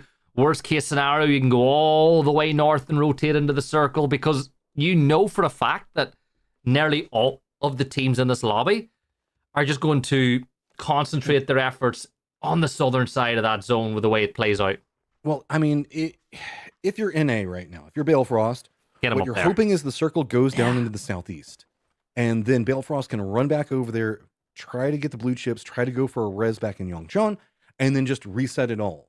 If this stays centered, that strategy is going to go firmly awry, and nothing really can do. He's just going to be solo, trapped over here by himself, because I don't know if he had time to pick up any of the blue chips on that cross. Oh, definitely not. Definitely not. I think that he's going to be all by his lonesome, but we'll keep an eye on the map feed and let you know the movements of Beal. But you see this, right? K-Mind has still got not much. He's got a smoke. He's got some meds, but that Bolty, that K9, is going to be a real problem for Viejo Pistolero. Like, I think Viejo, the move that they're doing right now, they couldn't really do it earlier, but it's still so late in the grand scale of things. I mean, it's at least getting out. If they can get out of this without losing anybody, that is a massive victory. Well read off the way that the hills are going to work. Unless it's just a beautiful shot coming up from K-Mine. We know he can hit those, but he just doesn't feel like it's even worth it. He doesn't have a lot of ammo to work with either, so keeping it just in case something goes wrong whenever they go for their next rotate is not a bad idea. Is a bike the preferred mode of transportation, because there's nothing else around here. It was probably the only mode of transportation whenever K-Mine first came into the world, right? Like, he's pretty used to that. But I think, for me, the problem that these teams are going to have now is getting loot and getting supplies, right? Yeah. Like, what options do they have? You could go to Hosan and kind of ride out the blue in phase 1, phase 2 for a little while and get yourself some goodies there, but you're not going to, unless you're getting kills, there's not much opportunity to get looted from this point on. I mean, you can see that Pistola they did a quick stop off at the 4-pack that's just east of where they're at, like at the crossroads east of them. And now we're just trying to set up to see if they can go somewhere else. I wouldn't be surprised if they stop at the next 4-pack that's right on the edge of the zone. It looks like they're already trying to wrap over there, maybe doing a quick stop off around camp just to get a little bit more loot. Pest Control, they have a couple of scavenge positions that they can play, but nothing's going to feel really good, as this circle is mostly fields. It's got this hillside that's very, very strong. PNG's pretty close to the point they can play from, but everybody else is going to be kind of playing scraps or already in position. Yeah, you're essentially just, I suppose, hunter-gatherers now for the rest of this game, and maybe you can get a backfill on a gunfight. Looks like there's a bit of action here over on the other side of the circle as Wooly is going to hold his own AFI. I see a P90 there in the hands of Mizbo, though, and that's going to be a problem for Wooly. One goes down. Penta picks up the other side. This is really bad now, as it's just one player left for AFI. Penta spots the Lodi going inside, tosses the stun grenade inside, but he manages to escape as the Lodi will fall and Duel hold their own, and they should get Wooly back on his feet as well. And you know what, for Duel, that ain't bad. Wooly got just enough damage and held up just enough time to allow Penta to flank and put in the real work. Oh, but it threw off their timing. It looks like they were trying to go for another compound, and maybe Dots was just a little bit ahead of them. So it's going to force Duel to go back to where they were beforehand. It's just, that's kind of the way the nature of these beast fights go, is just a second or two is going to be too much. Iroh in a lot of trouble now. This is a pretty open terrain in front of him. If anybody goes for a couple of these little scattered shots, he could be in some trouble, but it looks like he is going to get there just narrowly. Hear the shots hitting his bumper as he just barely makes it in. Yeah, and now you've got these two compounds that essentially become, I guess, nightmare neighbors from hell. So basically what you got to do is have a gentleman's agreement where, yes, I'll watch one side, you watch the other, but if you turn your back to me for a second, I will plunge a knife in it and try get a kill onto you. So keep an eye on what goes on there for a while, because they don't want to waste too much ammo going back and forth, but it's kind of all they have to play. Like, when you look at the circle and what's available, it was the best that was open to them. And injectors are rocking up here in the terminal as well as they play by the markets. And I think for them, they got to be careful, because do they know that X10 are rocked up in the middle, and that could be a problem as time goes by, because X10 are in full snake mode. I mean, if I am Injector, I just assume that this is already super camped. I mean, it's terminal. We know that people drop here. It's already pretty good in the circle, especially given the fact that there's less and less compounds that are available outside of terminal and the hillsides that you can play for some dips. You just have to play right on the edge, say that this is safe enough, and hope that nobody crashes you, because that is the kind of problem that we can see Injector playing, and that's why X10 is set up in the defense. You can see they're playing a bit recessed, so that way if Injector does actually move in, or Inject sorry, actually moves in, they can be instantly punished. So if somebody rolls up, tries to take Inject spot, then they're going to be in a ton of trouble, as they're going to be instantly pinched. Yeah, and you have to remember too that these players, despite looking like they're not doing much, they'll be monitoring the kill feed, they'll be trying to work out what teams are nearby based on gunshots, knocks, kills, and the drop spots. Because at the end of the day, Matt, these teams know who drops where. And the really clever players, like the really good ones, could literally look at a map, look at a circle, and tell you what teams will be where when the circle pops. And, well, the real question is, where are these teams going to go now with that one, with a ton of rice fields in that circle? I mean, you've got the western coastline that's got a couple of dips that you can play from it. Maybe try to keep your car secure, because that's what a lot of teams are still going to be playing for, is they want to try to keep their vehicles. The problem with these fields and the way that they're set is, yeah, there's those little dips and paths that you can still just try to hunker down in, but there's still the hillside next to where PNGs is playing from. that has some verticality to see down what's going on. And also to the north, there's another hillside just to the northwest of Terminal that is incredibly strong that I wouldn't be surprised if we see Wit start playing from in a moment. It's going to be a very low ground versus high ground, and the high ground guys are going to be absolutely feasting. Odasaka, come on. Like, you can't be doing that to your teammate as you crash into this compound that LFP are in, and you've really put yourself behind the 8-ball. That looks like a good bit of utility tossed in. If that's a blue zone lead, that could be a real problem for them. And Spectro's fortunate in the corner as Maya will peek out from the side and confirm that. Oh my god, that nade was perfect as well. Dots have got themselves in so much trouble. Yeah, this is just very cleanly played. Not going for too much. Finally realizing they've got the numbers advantage. Doesn't want to give time for any rises. Long Ray is just going to be the guy that's kind of leading in. Wants to make sure that they secure. Nobody's going for the res yet, so just time it out. Look at the utility being dropped on just to be safe. Doesn't even want to go for the full commitment down the stairs, as it is going to be double up from Dots in the low ground, and it is just going to be swarming a ton of elements on top of them. Yeah, and the question is, what way are Dots going to set up? Because you know that they're going to throw lots of resources at this problem just on that south side of Terminal. But I think if your elements, you've got to clear it up. You've got the numbers, you know they're below you, you want to get rid of them so that if another team comes later on, they're not something that you have to worry about. So Spectro and Odasaka, will it work? Will that sawn off be a problem? Duel was taking a couple of shots. Ene's going to use this opportunity to sneak in. Smokes are out. Spectro steps away from the side on one, does get the knock. Couple of shots go after Spectro, but he manages to keep himself upright. That's all he needs to do. Keep the press up and force them to go for some new angles of approach, because as long as you can control it's great. Blue zone nades coming out, gonna stall it, gonna make it even more complicated, and now Elements swarming around the outside. Has to be careful of Duel to the south.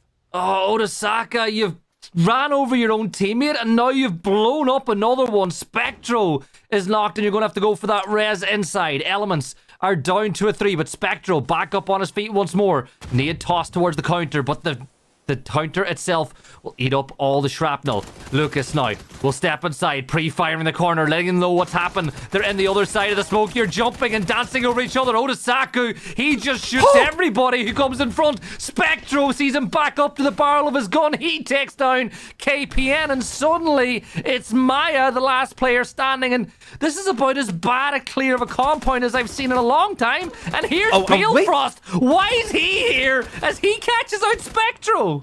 And you can see Dots was utterly confused. Balefrost, I think, was listening in for something, because that ran right in front of him. And now it's just gotten all awkward. This is kind of a solo duel between Dots and Balefrost, last one up. The circle is popped, and it's finally moved away from Terminal. But, I mean, Bale's just kind of stealing whatever tools he can to survive. Oh, man.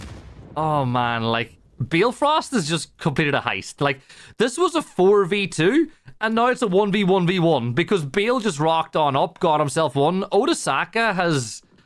Like, I've seen him team knock 2 of his teammates and get 2 kills on top of it, 2 knocks on top of it onto other players. Like, this is as messy as I've seen, and the worst thing is, Matt, the circle is shifted away from here.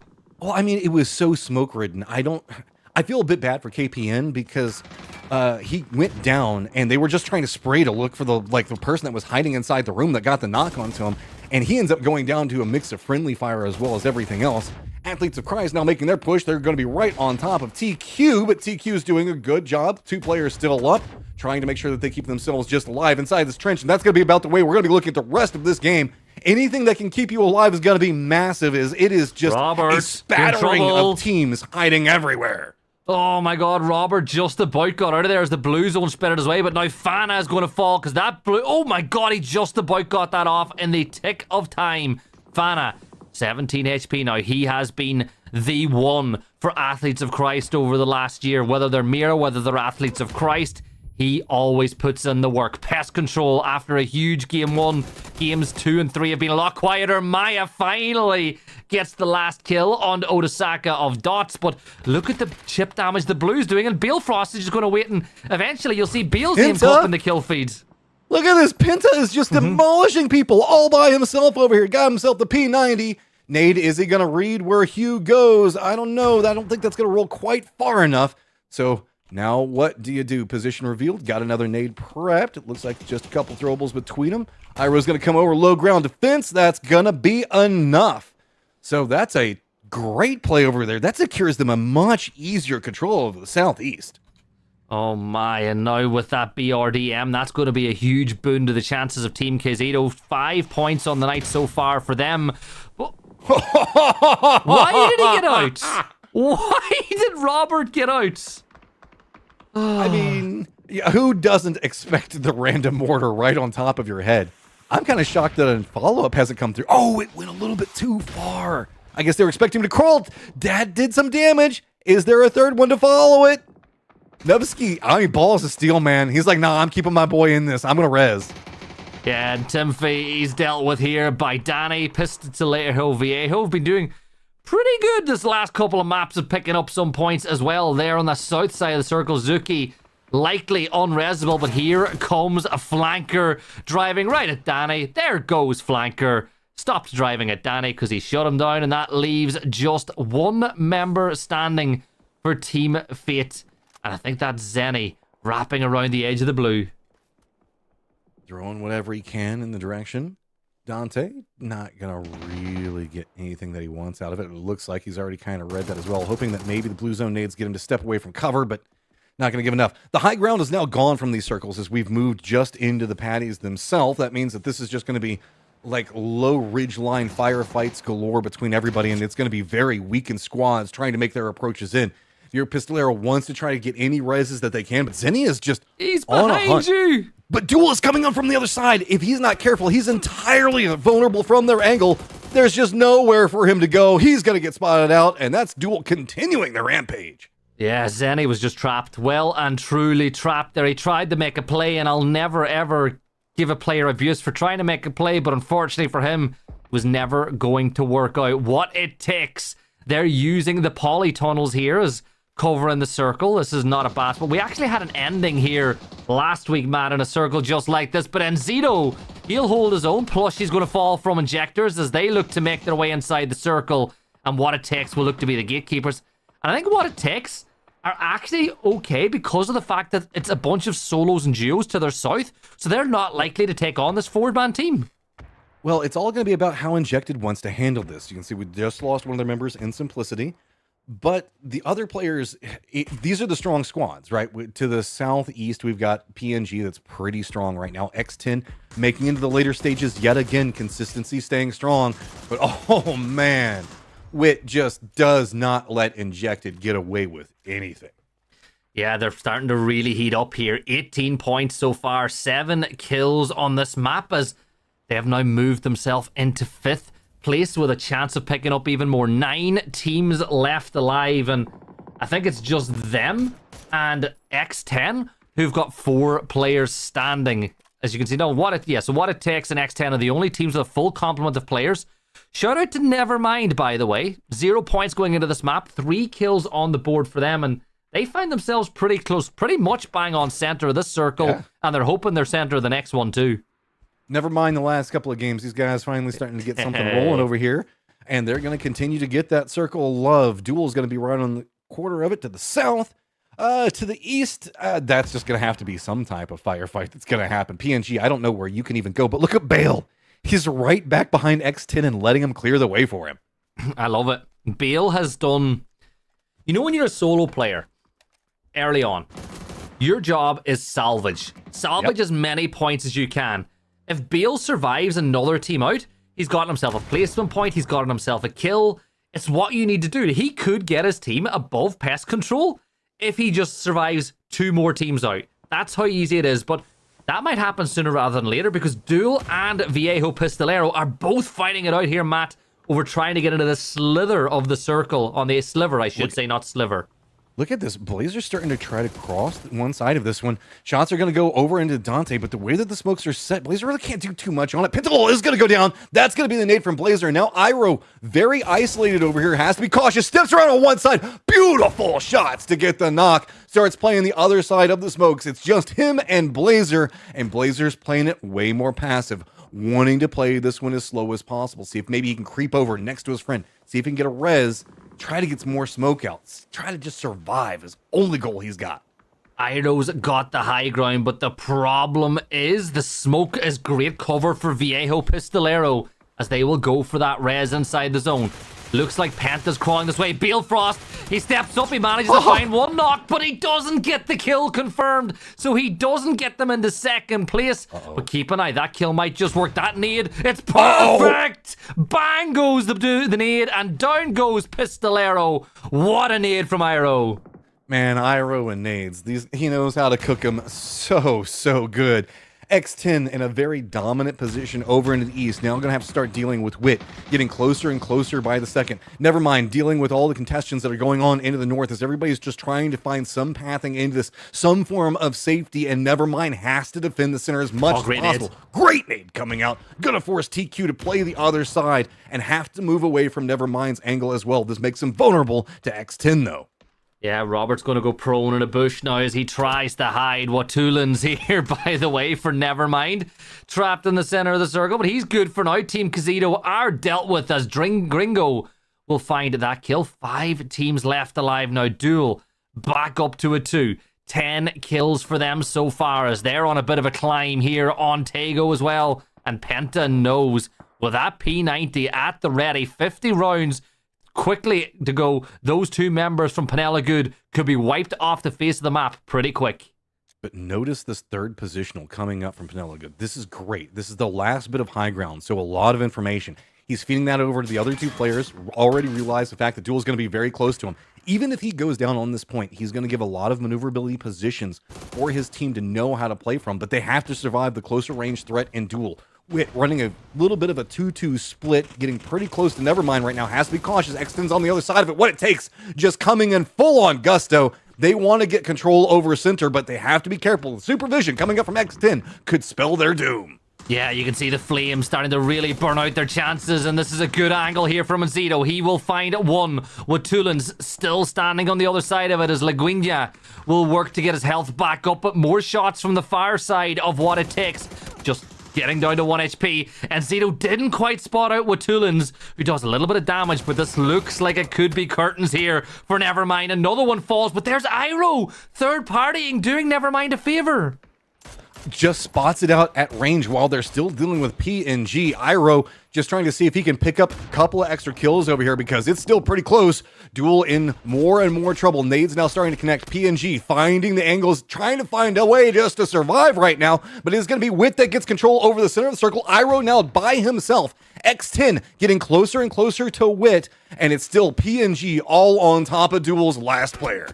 X10 still with 4 players up, hoping that they can give the rest of the lobby an X10 crisis as they look to move in and get another win back to back. But there's still a lot of work to do. 4v4v2. Klausera looks up over the edge now as X10 move right up close and personal with what it takes. Nades at the ready here for Franks. Can he land it perfectly? It goes maybe a little bit too far to do any real damage to Sneak, but Sneak has got that BRDM, and that's going to be great cover for him. X10 has to be cautious. PNG's angle of approach is going to be right on their alley, and that means that what it takes just has to continue to hold this northwestern side of this hill. As long as they don't allow PNG or X10 to cross it, these guys are going to have to deal with each other at some point, and that's what it takes once to play around. They want to climb up right now. It's still, 12 points back behind X10 off of just consistent performances on the day. PNG is the X factor that can spell the doom for X10 if they're not careful. Yeah, PNG wrapping in, though. You can see the circle is closing pretty quick, and they've got themselves essentially on the same field now as X10. What it takes now, holding center circle. Once more, Penella Good need to work their way in. X10 need to work in, and look at that for an angle through the leaf. But, well, it's a hay bale, sorry, and the hay bale giveth, the hay bale taketh away. The bullets can't quite penetrate it, and that is just on a huge favor for X10. If they continue to play this passive, X10 will love it because they can strike a little bit further into the circle. If they can find vulnerabilities in Wit's defense right now, because Wit can't stop them from playing. The problem with Wit's defense is there is a crossroad that runs between them, so they have to crest the top to reinforce each other, while the X10 and PNG side of this is just one open corridor. So if PNG goes down, X10 has so much more maneuverability to Wit on the other side of that. And I think that Wit reads that. That's why they're running this 2 split across. Oh, great headshot. 96 damage found there on the Gringo. And now they're just going to try to blow up the UAS, knowing that the explosion of that vehicle could be what it takes to blow Penella Good out of the circle. Speaking of what it takes, they're doing the right thing. They're letting these two teams go into a bit of a resource war, and it means that what it takes will be fresh, ready to deal with them as time moves on. But Santi Hero is going to move that little bit closer, and does he know that he's leapfrogged? Poor Sneak Attack. Yeah, Sneak Attack falls back. That's the right. I was worried for Sneak that because he got leapfrogged, he could get caught isolated. He did the right thing, and he's regrouped with the rest of the team. This does open up a vulnerability for Wit to play the other side of this. Look at how aggressive and heavy we're seeing on one area of this. Meanwhile, back behind all of it, it's going to be Marcis. Waiting to see how much a bait can happen in front of him, how much of a shift can happen, or maybe if PNG just gets a knock or just distracts enough, because what it takes is realized there are a lot of vulnerabilities in how they're having to play this versus X10. And if PNG can do something for them, it's great, but if not, they'll just go ahead and take the kills themselves from X10. Yeah, Sneak's a little bit bored of that, though. He's going to get rid of one. Gringo, the last player standing now. They've decided they want to deal with one team so they can fully focus on to X10. X10 lose 2 in the blink of an eye. Mars is going huge on the opposite side for his team. Mars steps around, he gets another one. Is he going to get all 4 himself? One more to deal with. 1 HP and it's enough. Mars is with a big 4K in the end. That is crazy well played. Using a bait and switch tactic, still keeping a stealth player behind it all. And X10 making it in the later stages yet again has to deal with what it takes, who's on a comma. 1 HP, by the way, when he got that final kill. Huge from Marcis. And what it takes, rocketing up that leaderboard. It was a slow night to start with for them, but 26 points will remedy any woes that they had. But you got to look at it, right? X10 getting a load of points again. Viejo, Pistolero, they're putting together a pretty nice night as well. And I guess we can finally say, never mind, welcome to the lobby. Yeah, and Duel, man, Duel's kill counts were insane in that. Getting 10 off of it, keeping themselves very competitive.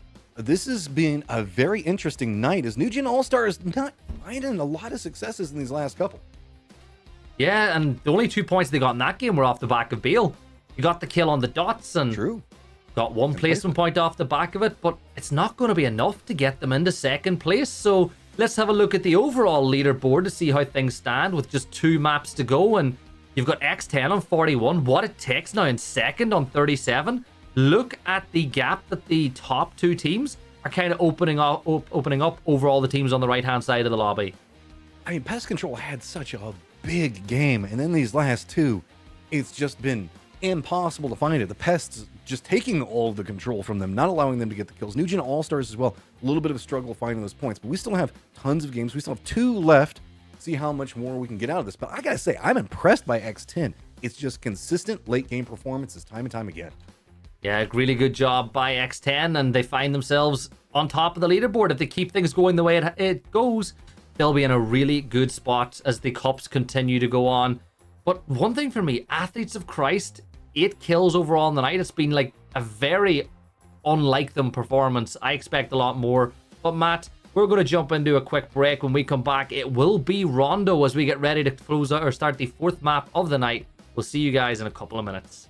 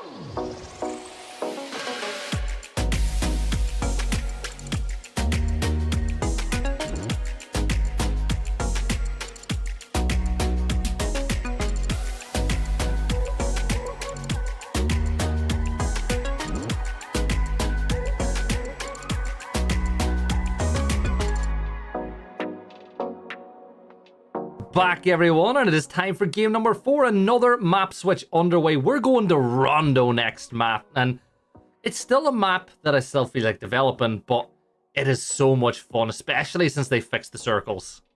Oh, yeah. Sorry, I had my fan on because it was hot here, and I realized it was still going, and then I kept pressing the button, and every single time I pressed the button, it just went higher and kept skipping the off button, so part of the awkward stance there is... Yeah, this is a map that can do some crazy stuff. We've been seeing a lot of Eastern Lay in the couple of events that we've had, like since PGC, whenever we look at this map, which is kind of newfound territory as we were very used to getting center circles on. Yeah, it just seemed like whoever dropped in Test Track found themselves getting multiple placement points, but we've come a long way since then, and one of the things that I like about this map now, your teams are starting to get used to the rotate patterns. People can make a much better guess at when teams are going to rotate, where they're going to rotate. And yes, it takes away the craziness in the early game, but it does make for a better map overall. But the big thing about Rondo, it's always a map like this that I think gives teams the opportunity to rocket up that leaderboard. Teams that aren't having a good night, with the fact that Rondo is so different to the 3 maps we've had before, it's a chance to get your night going with 2 maps left to go. Ooh, yeah, I mean, if you want to decide to go hot and heavy, this is a map that definitely provides it. There's a lot of ways to kind of pounce on people unexpected. You can play this aggressively, push a lot of the compounds. There is the potential to start an upswing here. And given the fact that it is the second to last map, just like you're talking about, if you need something, this map can provide, but boy, is it a double-edged sword, because if you want to play it aggressive, you can find yourself instantly in the meat grinder with somebody else third partying. 100%. And, you know, we're talking about how, yes, this one map can change your fortunes on the night with it being only a 5-map rotation. But remember, there's 25 maps total over the 5 weeks of these cups. So you really want to be making sure that you're taking advantage of every single map you play, because I said there's 25 maps. Matt, there's 8 teams in this lobby. This is the first maps they've played all cup long because they didn't qualify last week. Well, what is this? 3, maybe 4 teams? I can't tell playing around Test Track. We've got Duel that's going to be to the west. Yep. It looks like it's going to be Faith that's going to be playing the outskirts to the southeast, and then maybe X10 in the middle of it. And that circle goes really far to the north. That's kind of astounding on this one, is Duel just trying to take a couple of shots, say, hey, remember, we're here. This is ours. We want you to play to these. Yeah, and speaking of the east, look at the circle shift that we've just gotten. We've gone up to the northeast with dots in a pretty good spot. And this is where I think Shane Doe is going to get tested as an IGL. Remember, he's still learning the ropes. Again, I got to give him a ton of credit. I think he's doing a fantastic job, and he's getting better every time I see him. But when you take drop spots like they do on the extremities of the map, you don't expect, you know, you're playing to rotate into the circle. Like, your game revolves around, we gotta look quick, we gotta try to rotate and find soft spots in the zone. When you get a drop like that, I want to see how proactive they'll be, Matt. Like, is it going to be let's loot quick and take real priority in the circle? Or will they kind of find themselves maybe stalling out a little bit because they're not used to being in such a good spot in phase 1? Well, this is so weird. Whenever we look at this circle, right? There's the river that cuts through the north and the center of it, but then also cuts all the way to the east. So it kind of snakes its way through a decent section of the circle. So, I mean, if you're a gambling person, you kind of have a good bet on going southeast in this circle, which is pretty open. It's mostly compound, like it's got like what, 5 or 6 shack style compounds over there and dips and stuff like that. But if we see a bait and switch up to the north and it does lean along the river more, there are so many vulnerabilities. We talk about how hard it is to cross a road because it's so open. Trying to swim across a river in a later stage of the game is just death. Yeah, and those rivers are surrounded by, you know, for the most part, valleys on every side. So it gets worse and worse as time goes on. Yep. Marcis, though, the, I guess, hero of the last map with that huge play at the end. Yes, it was a 4v4, but he 1v4'd. He went huge in that gunfight. He'll put that E pickup in the sky. And this is what we're talking about. What it takes are not far away from the circle. Like, they're pretty much a vehicle and a 20-30 second drive away from being in the zone. But instead, they want to go deep. If I see a team take an E pickup this early, they're going deep. Well, there's also, if you play Stadium, you always want to take an emergency pickup because there's like 5 squads you know are just due east of you. So I don't necessarily blame anybody for if you play Stadium going for emergency pickup. And competitive, Neox Factory Test Track, and to the west of it, always just has people in it. And so we see safety galore come out from just doing early stadiums because you have to assume, let's say 2-3 of those squads make it out. They don't dust up. See, there's no kill feed, nothing happening like that. That's the worst thing if you're the Stadium team to see because you're like, they're all going to gatekeep us on the circle. They're going to come for us. We got to figure out some way to get over and around them. And if you're taking the emergency pickup, that means that you're coming in with no vehicles on a circle that can go anywhere. That is its own level of terrifying just to leapfrog whatever is going on at Test Track. That's why I like teams going like deep when they take these e-pickups and going to the far side of the circle where you're hoping there'll be less traffic because you do need a vehicle. And the point that you made is one that I couldn't agree with more. It's how often do you see teams pick up in and then they're stranded for the rest of the map? Like where you land is where you got to stay because you've got no options to rotate whatsoever. There's also just using them for timings or the potential of using them because it looks like what it takes decided to not take the emergency pickup. And whenever you see a circle like this, I don't necessarily mind that because remember, there is a cooldown after you use the emergency pickup, right? So like everybody can't throw them down at the exact same time. There's like a timing that happens before the next one can be placed. So sometimes just placing them whenever you get a very hard shifted circle like this, you can also just throw off time if you decide to not take it and deny somebody else a better rotate option. So there's emergency pickups have a lot more like tech and things that are going on back behind them than we often get a chance to really talk about. So I love the chance that we're really getting to dive into it here. We had a map last year in one of the cups where 2 e-pickups perfectly intersected each other, and I was curious as to what would happen. The helicopters just ghost through each other. You know, I was wondering for a second would there be any form of physics for the players where it might do damage, but no, they just ghost through each other. Oh, but could you imagine if those helicopters had hitboxes and you could potentially take them down? Oh, it'd be so fun. That's a whole new mortar tech waiting to happen. I'd be all about that. You know, you see players hit crazy shots on the players. Just take the crazy shots over, just aim for the helicopter and take it down, and then the players have to parachute to the ground. But Tempest, they've got themselves... The flight path from where they are to the circle is pretty much the same as going from the start of the plane to the end of the plane when you're dropping it in the map. We're going to be watching them for a while. Wit making their rotation. This is where we were talking about. It gets a little bit dicey. Injected is going to be just to the north. I think that they've kind of heard each other. Yeah, there you go. Choppy. He's going to be loud enough to go, nah, Wit, you go somewhere else. Balefrost also is going to go ahead and take out Tater as well. That's going to be just south of the circle, as I think that Fate kind of got pounced on by a rotate from NA. Yeah, NA are going really far to the south, and it makes sense, because if you go really far south and cross the water, you can expect the eastern side of the zone to be completely clear. So we'll keep an eye. That's you can't park there, mate, as What It Takes will abandon that car and move on. And N0, by the way, is a player that I think is super talented, right? If I'm not wrong, he's Argentinian. He's so damn good. I mean, a lot going on with that squad in general. I'm kind of intrigued on looking at where players are kind of posting up on the circle because, again, with the river, this is a way more dynamically moving circle than we can expect that we normally get on this map. Because really, it's just if it goes over to Gina City or if it goes down really far south and you get the Hook River that kind of curves around over there. We don't usually get circles that go this north in general, and then one that has the river as such a feature in the middle of it. There's a world where we could see teams start to post up on the island that's in the middle of the river here, Gibson.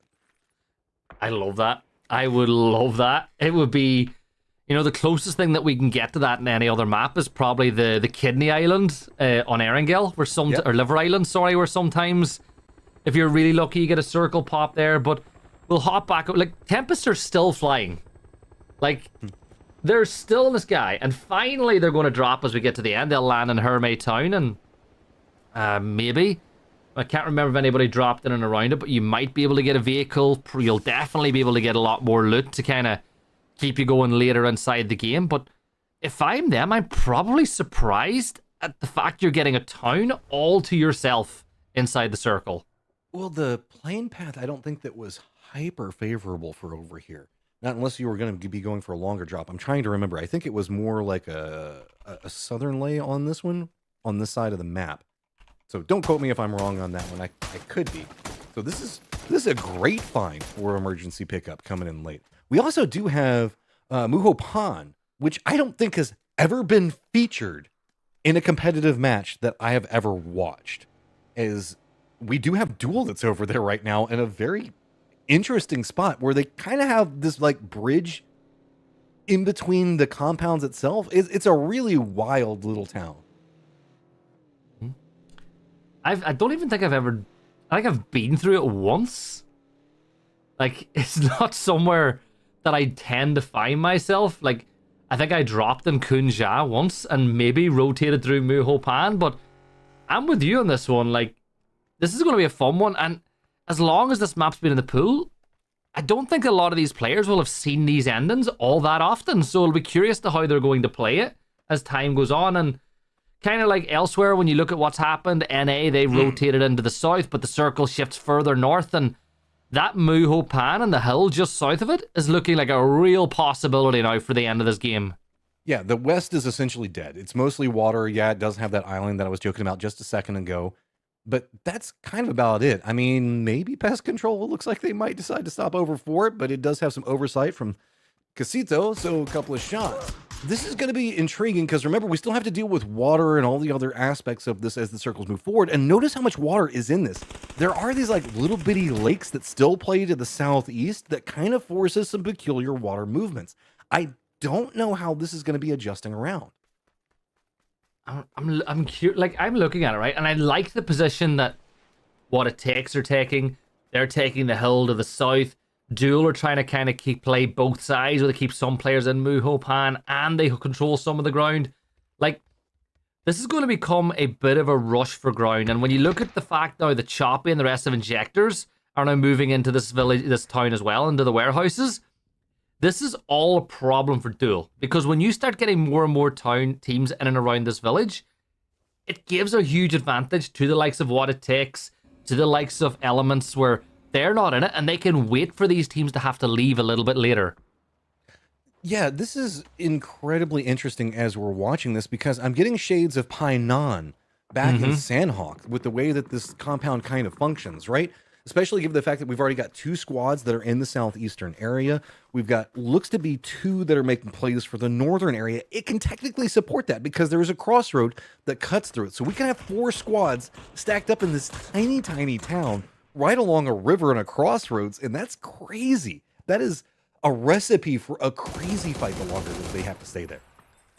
Yeah, now NA coming under fire from Sneak Attack. He fires one shot over and misses his M24 bolt. They won, but with NA having 1 player down up on the hill, they're going to try get the res, but that's a good angle from Sneak. A few more steps to the left, and maybe he'll catch out Bale here as well. Shots from Bale, though, should put Sneak back into cover, but What It Takes are looking to just completely surround them, but Bale's putting down huge covering fire. That is massive plays, but is the distraction going to be enough? There's the counterplay on the other side of it. It is Shinboy, the last one alive, running into the footsteps of Duel. What It Takes better be careful. They're getting very close to a bee's nest right on top of him. That's going to be all she wrote. There is What It Takes. Not going to have to deal with anybody yet, but Wooly looks like he wants it. He's on top of that hill, and he's like, no, be fine with what we have. We don't want Inject to come after you. Yeah, Wooly's been around long enough to know when a decision is not worth making. Panella Goods ECN, he'll move on out of there as X10 puts some real good fire down. 41 points for them on the night so far. None on this map just yet, but by doing what they've just done, they've cleared up a bunch of space in the north side of the circle. And as they scan the landscape and see less and less of that ground is taken, like, are they going to full send it in the Muho Pan, or... Because there is the like that little island that you see in the just to the east. I believe you can drive across that, or maybe it's the one closer to Duel. But one of those islands, the water is shallow enough that you can cross. And right, Matt. Who have you paid? We get an island-ish circle. It's not going to stay there. There's no way. This is circle 3. This is so crazy to get this. Muho Pan is just crazy now. AFI looks like they're going to try to go for a cross on the, like, that western touch. I think that you can drive across it. Duel and Injected are right on top of each other with what you're talking about. That's 10 right over there. All these guys in the north now have to like make some really desperate choices to try to just get into this circle. And we even have a 2-2 split from Dots, who are very close to center. So I'm kind of curious to see how they're going to play it as Tempest just rolls right through Pest Control, and Pest Control takes down 2. Yeah, Pest Control have been quiet this last few maps, so for them, they want to get some life back into them. K-Mind getting 1 kill confirmed as down goes Dad Buff. SKZ, though, will be able to grab one of those ones for Dots on the other side, but I like the spot Pest Control have, because when you think about how much traffic is going to be funneled through this area, it'll be really high traffic, and they can peek up, but I think as these vehicles get demobilized, that dip becomes more of a defensive position than an offensive one. Yeah, so with the way that Elements are playing this 2-2 split, they're going to have to deal with Nevermind, who is going to start getting closer here in just a little while. Actually, no, it looks like they've kind of felt this one out, realized that they don't want to go for it. PNG just got a self-knock, and I don't know exactly where they are in the circle. Oh, they're very far to the north. They're fine. They don't have to worry about it yet. Muho Pond still just going to be a catalyst as X10 has to get their way into the circle here in a little while. And with the way that these hills coming out of Muho Pond are set up, Wit's in a great spot, but that also means that everybody kind of has to cross over this area to the east where Elements is already set up, just trying to get kills on anybody that rotates over here. Yeah, and now you see KPN just trying to demobilize the car. The Blanco, if you can pop that tire, makes it tough to work. There's a shack here that's being held by Tempest, but I can't imagine it'll be held much longer. You've got the BRDM. It's going to go up and have a scout to see who's in there. And then eventually you'd imagine it'll be a utility dump. These two nades, the pins are pulled. They're tossed in. They actually both ricochet off. Throw a trap. Here we go. Are you going to trap them in? Nope. He's going for he's trying to run him over. There we go. Gonna jump on, gets the knock, but is it baited? Do they think that it's clear on the inside? Nah, they don't look. They know. Yeah, Hugh knows. Playing the other side, goes for a sneaky play, runs right in front of the vehicle, just doing a do-si-do, trying to make a big play, but just not enough players alive. Blazer actually gets shot at range. That's going to be Dots finding him, and Viola Pistolera, that's a bit messier than I think that they were expecting that one to go. For half a second, I thought Hooligan was going to jump inside the BRDM. Literally for half a second, I thought there was going to be a heist, but Robert, he'll get a point on the board. He takes down Blazer from Viejo Pistolero. And Fana here is spotted out by Odasaka. And again, I cannot get to grips with this performance from the Athletes of Christ. 9 points over 4, 3.5 maps. This team is usually way higher up the leaderboard. Yeah, and I mean, it's a squad that we know that can read circles well. And it's just hard to deal with the way that this has all been set up. Finally, we're going to see everybody having to just move into the high ground positions. But look at this. That rotate that came up from Nevermind is so great. They are centered up, high ground, so much control, and now everybody's having to fight in these lower sections. That's why Wit has to go after PNG over here in this little bit of a trench. Just to the way the high side on this is set, Wit is in a lot of trouble, and that's allowed PNG so much more space to work with, but PNG still has problems. They have AFI next to them. They've got Duel. Duel's still just going to be trying to get away from Injected. Injected's still trying to play more into the east, trying to see if they can wrap into where we're going to see Elements that's made their cross into. This is just nuts.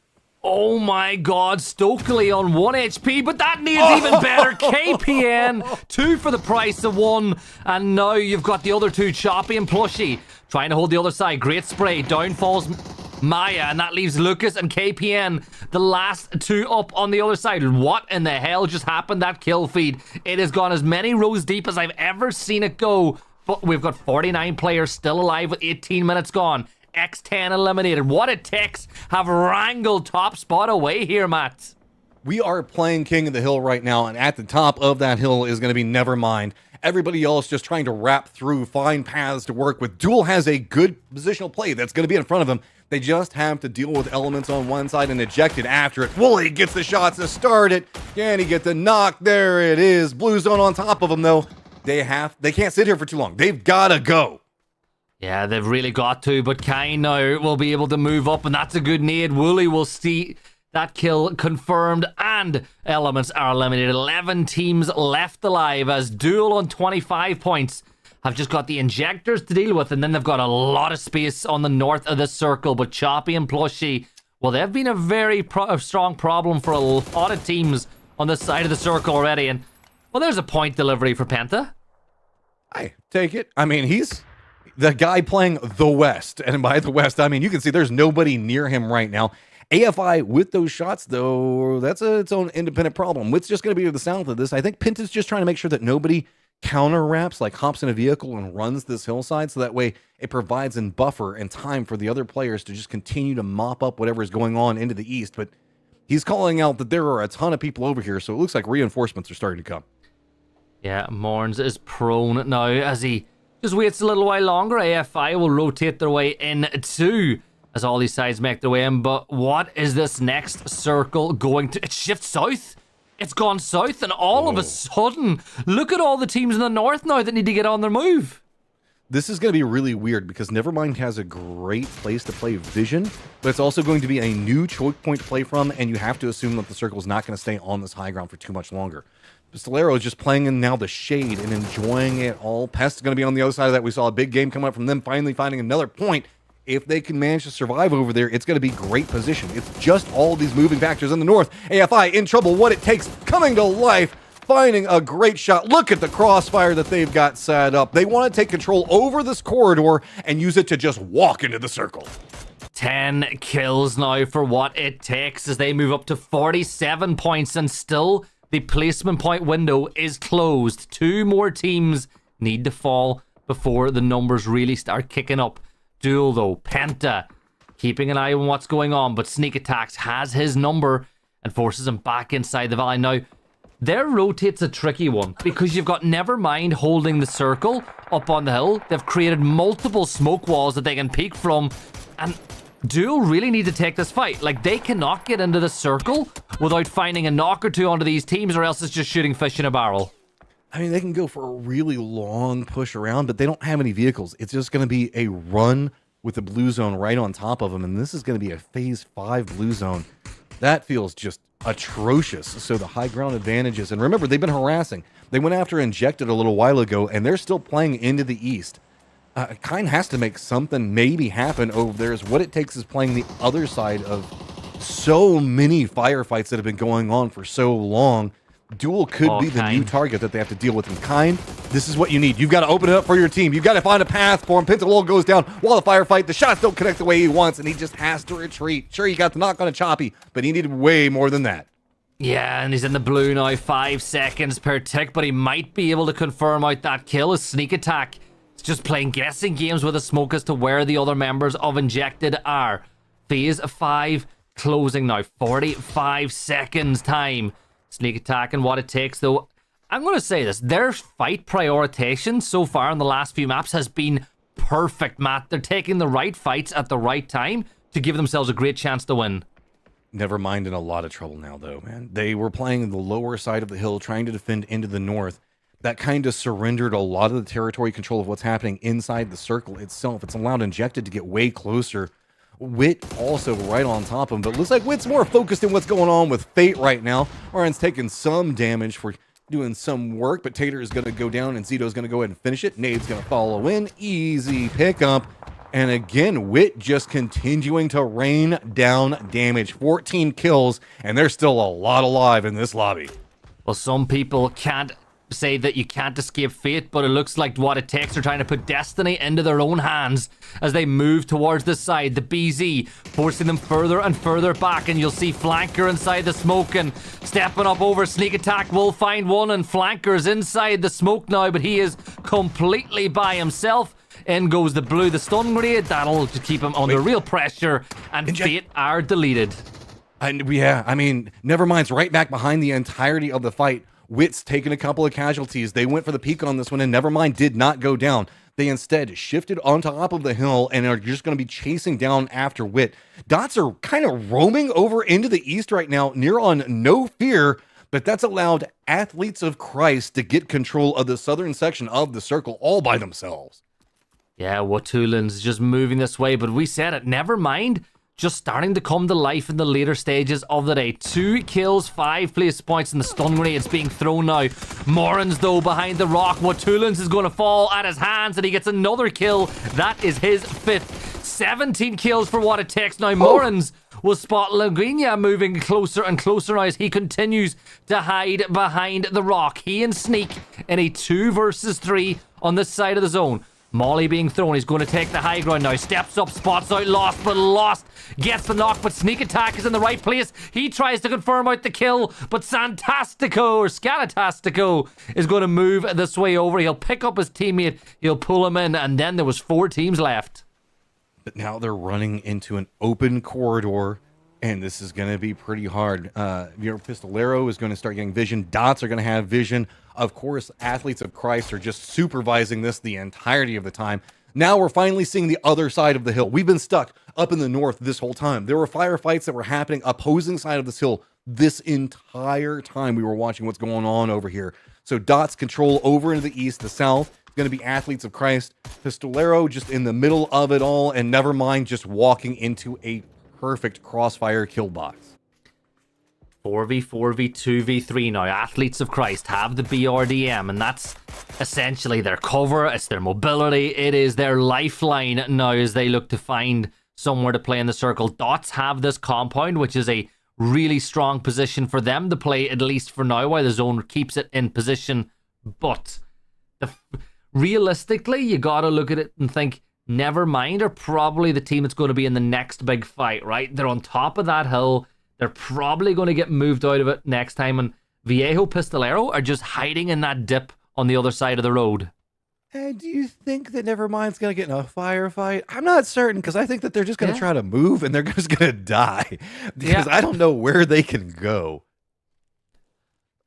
We'll see. They're getting inside, or they're moving closer and closer now, but this is the calm before the storm, right? The kill feed was crazy for the last 5 minutes, and now it just slows down, and the circle will move Dots out of their compound. It'll keep one other team in. I think that you look at Nevermind, they've got that edge of a ridge. This is a really hard circle to call for these teams. Yeah, it's Athletes of Christ still trying to contain Dots a little bit. Going to be a couple of our long-range shots. I do like trying to set up some type of vehicle fortification, because that's about all Nevermind has to work with. I just feel kind of bad. They're coming into this so blind. Remember that Nevermind was playing the opposing side of the hill just to the north of where we can see Scatastico at. So they have no idea what's going on. They're just kind of coming into this one. They're seeing vehicles roam around. They're getting shot from angles. They're just trying to piece it together just off of who is shooting them from where. And coming in this bold and this desperate is going to be its own independent problem, because they've got this hill back behind them. Yes, but not really, because even if they go for any type of peak, it's going to be punished from 3 different teams. Yeah, I think LFP's got to fix onto the position of Dots now, as well, as he'll just move that Blanco and say, I'll just take this a little bit closer to the rest of my team so that we can fully crash a position and create a mini car fort if needs be. But Linguina, we said that they'll probably get into a firefight. That firefight is with Viejo Pistolero. Looks like Zuki took the BRDM up for a scout to see where the players were, and he'll dip, and that's allowed Haven to get really close now on the other side. I think they're scouting in their BRDM as well. Yeah, this is kind of what I was expecting to happen, is Nevermind's going to try to go for a fight, but it's just too many strong squads still alive to the south just to allow much of anything to happen, really finding any form of safety. You go for a peek, just look at this. You can't even take shots down in a squad that's what? Maybe 10 meters away from you, because they're just so vertically down below. And so really what we're seeing right now is Pistolero and Nevermind just stuck next to each other. And it's all supervised by Dots and Athletes of Christ. They have complete authority over the destiny for those 2 squads right now. Yeah, I love it. Like, Nevermind, every time they pop their heads up, you've got 2 teams shooting their way. Athletes of Christ are going to repair that BRDM, and they'll probably do it again if needs be. There's 2 charges left on that repair kit for Fana as they just keep that thing on its perfect health. Because remember, that is their key to victory. That is their vehicle. That is their cover.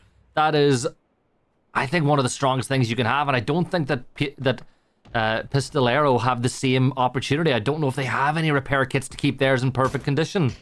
So what we need to keep in mind while we're watching this is Nevermind is kind of Franz Ferdinand right now. If they're the catalyst that's going to set off a spark. Because really, whenever we look at Dots and what's going on with Athletes of Christ, They're wanting to remove the other big threat next to them, and they're hoping that whatever happens to the north is enough of a distraction.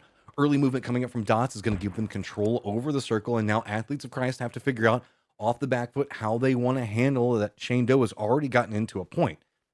All of these little moving factors up to the north is just jockeying for position between our strong squads to the south, trying to figure out how they can deal with it. And the longer this goes on, Pistolero just wants Nevermind gone. They know the fact that they cannot move, they can't do anything. So Nevermind is just the catalyst for it all. Nobody can do anything until Nevermind either dies or kills somebody. Yeah, and like Franz Ferdinand, the teams here around that are hoping that he'll just drive on by them randomly and they'll be able to get the kills for it. And that's kind of what happened with Scatasadiko, is he will fall at the hands of that nade from Yappa. Spectro gets the other. And well, it hasn't quite kicked off the way we would have wanted. They went down with a whimper rather than a scream, and that just means we've got these three teams still kind of posturing and gesturing and shaking fists at each other. But look at how much more terrain Dots has to work with now, because the fact that we've seen Pistolero locked into that trench. Dots keeps moving forward, keeps taking more control, and that's forced the Athletes of Christ to play right up along the edge. Sure, they've got a vehicle that's strong and can survive a lot, but it cannot survive a consistent crossfire between two different teams. Pistolero just surviving in the shade of all of the bullets that were being shot at Nevermind a second ago, now in almost a better position than what we can see Athletes of Christ. They've got a danger close threat on top of them, and oh my god, Fana, that is the perfect time to pull that off. That's the space that you need. Yeah, and SKZ's going to fall as well. So Dots, everything looked rosy just a few moments ago, but now all of a sudden, it is not looking quite so good. The Spectro, he's behind that shield, but at some point, Yap is going to deal with him, and he does. Down they fall, and it is a 4 versus 2 of standing players. Danny is down, Fana and Haven, well, they're going to get closer and closer to the side of the road. They hold the center of the circle, but an half angle here is caught by Jappa, and Fana is going to find the knock on Suzuki, meaning it's just one player left standing. It's Jappa all alone inside the smoke mat, and Athletes of Christ are surely about to get their first victory of the night. Man, once that knock happened, you saw Athletes of Christ. They were playing it patient. They finally get the run out, but there you go. Athletes of Christ pick up a much-needed win on the day with a massive amount of kills to follow it up. Big win for them. That'll help them climb the leaderboard, but probably too little too late, Matt, when it comes to trying to win on the night. But remember, they were top of the overall leaderboard in week 1, so every point they get this week will really help them try to maybe retake that top spot away from New Gen All-Stars, who've had a pretty good start to the day, but it's been slow since. But 21 points, but what it takes, man. 17 kills, and all they get is 3 placement points out of it. Bro, like, what it takes, you know what it takes now. That is a massive come up. 17 kills. I mean, when we look at it, 28 kills, pretty much half the lobby between what it takes Athletes of Christ and over half the lobby whenever we throw in Dots. Just great play coming out from those guys. Yo Pistolero had some opportunities in there, managed to survive through what were some weird spots. But again, you were talking about these guys, Nevermind, starting their own little come up. 8 points, make it into the top 5 yet again. Yeah, and let's see how that affects the overall leaderboard. What it takes now, 16 points clear of X10. Viejo Pistolero on 38, but look now, 1 point between the New Gen All-Stars and Athletes of Christ. That gap for the overall leaderboard for the Cups is getting really tight at the top. But what can we say about what it takes? They have 57 points total. Matt, I think they've got almost 50 of those in the last 2 maps. Efficiency. I mean, whenever you're popping off, ride the roller coaster, use the momentum, and make it big. And they still got one more game after this one. The bigger that they can make this lead, it just gives them more space, more breathing room. They've got pretty much a game. Well, I don't know. We've been seeing some pretty high kill count games coming through these last couple, but they have pretty much a game in between them and X10 right now. That is perfect. That's exactly what you want. But it is still only week 2, so more is better. The 57 points will get them right on the upper echelon of the teams for the overall Cups as well, so that's really good for them and going forward over the next few weeks. But there is still one map to go, like you said. Erangel will be the final map of the night, so we're going to jump into a quick break. When we come back, we'll finish everything off with the ultimate map. We'll see you in a few.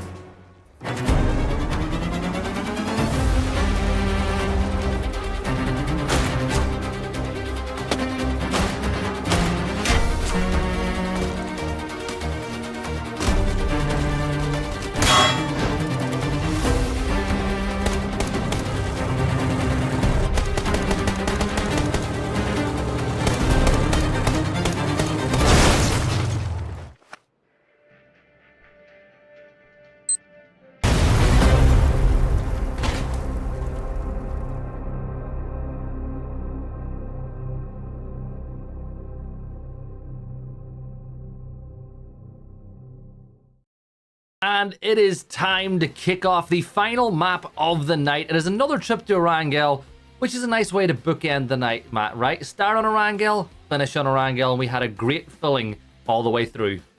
I mean, our first Erangel was really spicy. We got ourselves a melee base right off the get-go. Kind of an interesting baits that were happening around bridges. Big firefight game coming up. So I'm very curious to see if we're going to see another high early energy kill fight game that Erangel's been kind of leaning into, or if it's going to be the guys at the top of the leaderboard just trying to slow down the pace, set a different type of momentum so that way they can try to hold on to these leads that they've got. Well, I'll tell you, one team will be hoping it's the same as the last. It'll be Pest Control. Remember, they had the huge game. Was it 19 kill chicken dinner in game number 1 of the night? Kind of been, yeah, kind of been quiet since then. But I guess if there's ever a map to get you back on the right track, it is this one. I mean, even then, 30 points in one game, 30 points on a day is not necessarily the worst day on the face of the earth, right? Whenever we look at the overall points. So it's really just about seeing if you can right the ship, figure out whatever worked last time, find ways to replicate it. That's what a lot of these squads, I think, while they're trying to build synergy, are going to be trying to do, especially if you're a team like Pest Control, right? We had a great game on Erangel to start this off, and then it's been kind of lost. So now it's a chance to reset the mental and go, okay, we're back to where we had something big happen at. Just do it again. Figure out whatever was working there and make it happen once more. Yeah, and we'll get into that flight path. Athletes of Christ, off the back of their win in the last map. It took them basically 4 maps to get up and running, but now they are back in action too. Remember, they are in a head-to-head for top spot overall in the Cups with the New Gen All-Stars. And do not let the New Gen All-Stars name get you mixed up. These are some of the most tenured players in the Americas, and they will go for that Pachinki drop once more, which does give them such an advantage whenever they're trying to put points on the board. And whenever we look at it, they're not even the new gen, right? They're like the generation after the new gen now. Yeah. Trying to cling to their youth. Look at them. Yeah, but then, you know, if they call themselves like the old gen All-Stars, you can't say let's go NA. Yeah, I mean, that is true. I'm not going to fault it. We'll ignore Kaymon's daunting trips to Europe and everything else like that went on, as this is a much friendlier circle this time around. This is what you pretty much call a bread and butter circle, right? You know, this one, there's nothing crazy to look at. It's going to be a much easier rotate for most of our teams already inside the circle. And there's nothing wrong with bread and butter either. You know, we're not saying, you know, before anyone says, oh, that's plain. No, it's fine. And I think Dots will be happy with it when you consider they have prio over so many positions in the circle that they can take really early on. Look, toast and butter is one of the greatest things that has lasted for centuries at this point. There's nothing wrong with it. Sometimes whenever something's just good, it's good. And I mean, who doesn't like waking up having some like toast and butter kick off the day? Instead, we're going to kind of end it this way. So I guess it's just going to be like a nice evening snack. Has James tried to make you have beans on the toast and butter yet? I lived in Europe, so I have tried it before. I like it. I actually like baked beans, but I like them because the fact that, like, again, grew up on a ranch, so that's just what you would have for lunch sometimes. Look, it's one of those things that, you know, you're not going to go rushing for, but every once in a while it's a nice treat. You're like, oh, I forgot how tasty that is. And then you'll go another 6 months without having it again. I think it's been longer than 6 months since the last time I had it, so, but I'll give it to you. It's all right. I mean, scrambled eggs and bacon, I do kind of America's it a little bit whenever it comes to breakfast. No, right. I've been to Canada. Proper pancakes with proper maple syrup. S tier. Yeah. I'm not going to argue that one. As all as, Casito, you got some friends really, really close to you. As Elements has got a very wide drop that they've gone for. So Lucas is a bit on his own right now. Got to be careful if not to get counted on, but I think that it's just Anubis making sure that he goes on his merry way. Oh no, you didn't go on your merry way, sir. Now you're about to get a whole bunch of friends. Yeah, I think Lucas had more friends there than Team KZito had. It was just one person they had to deal with, and they'll pick him up. Do they be cruel now and get rid of that blue chip? I would, when you consider that Team KZito are sitting in 12th place and you want to get as many points as you can and you'd want to stop a rival from getting points on the board. But a car, if you drop Mansion, the car is nice. I would almost think that in this circle, because you're kind of playing in an isolated spot, pretty close to, well, I mean, mansion. You sure you have like the forest to the north, but there's a lot of field around you. I would personally probably just keep the car. Yeah. Right. Put the blue chip in the car and then drop the blue chip somewhere random in an open field. Yeah. I mean, I find that to be the more fun approach. Being like, oh, you want him? How bad do you want him? Hopefully there's nobody with oversight on this one for you. Yeah. My favorite one was trying to figure out whether or not you could drop a blue chip from a plane. You know, when you're like getting pick-ups, I was like, I wonder, could I drop this into like the river from up here? But that would require, that would require me getting a kill, so I never really got to try it. I feel you on that one. And it's a problem these days. Is people have gotten very, very good, and I've got boomer aim. I saw a video. We'll get back into the game, viewers. But before we do, I saw a video recently. It was like, oh, this kid's dad telling his kid, oh, I was so good at games back in the day. And it's like the dad's gameplay, and it's just hiding in a corner with shotguns and stuff. And it's like, yeah, that's probably what it was. No, see, what you need to do, son, is you grab the pump action. Then you hide yourself right inside the bathtub, and you just hot drop straight pachinki over and over again. You'll keep your KDA at least a 1-to-1, man. Just keep it up. I promise it'll work for you. Yeah. And remember, if it's a field ending, go prone and drop your backpack. That's S-tier strats there. But we'll get into the action, because finally shots are being fired in anger as Sir Latino looted pretty good there as he was able to pick himself up an MG3 off the back of that crate. And that's a nice weapon to get yourself in the early stages of a map like Erangel. That thing can absolutely shred, and I'd be pretty happy if I got it. I mean, just really even denying it from Casito is very big at this point, because that is a very strong compound to have that gun in. Now jumping in with Injected around Shelter. Not too many other squads around them. Just Dot's going to be to the north, who are still kind of roaming around. I think Injected kind of wanted to scout out and get an idea on what was going on over there, realizing, okay, are they committing to Shelter life? Not mad about it. Not mad about it. This circle is pretty centered around that position, so wouldn't be surprised if we do see it kind of lean a bit more this direction.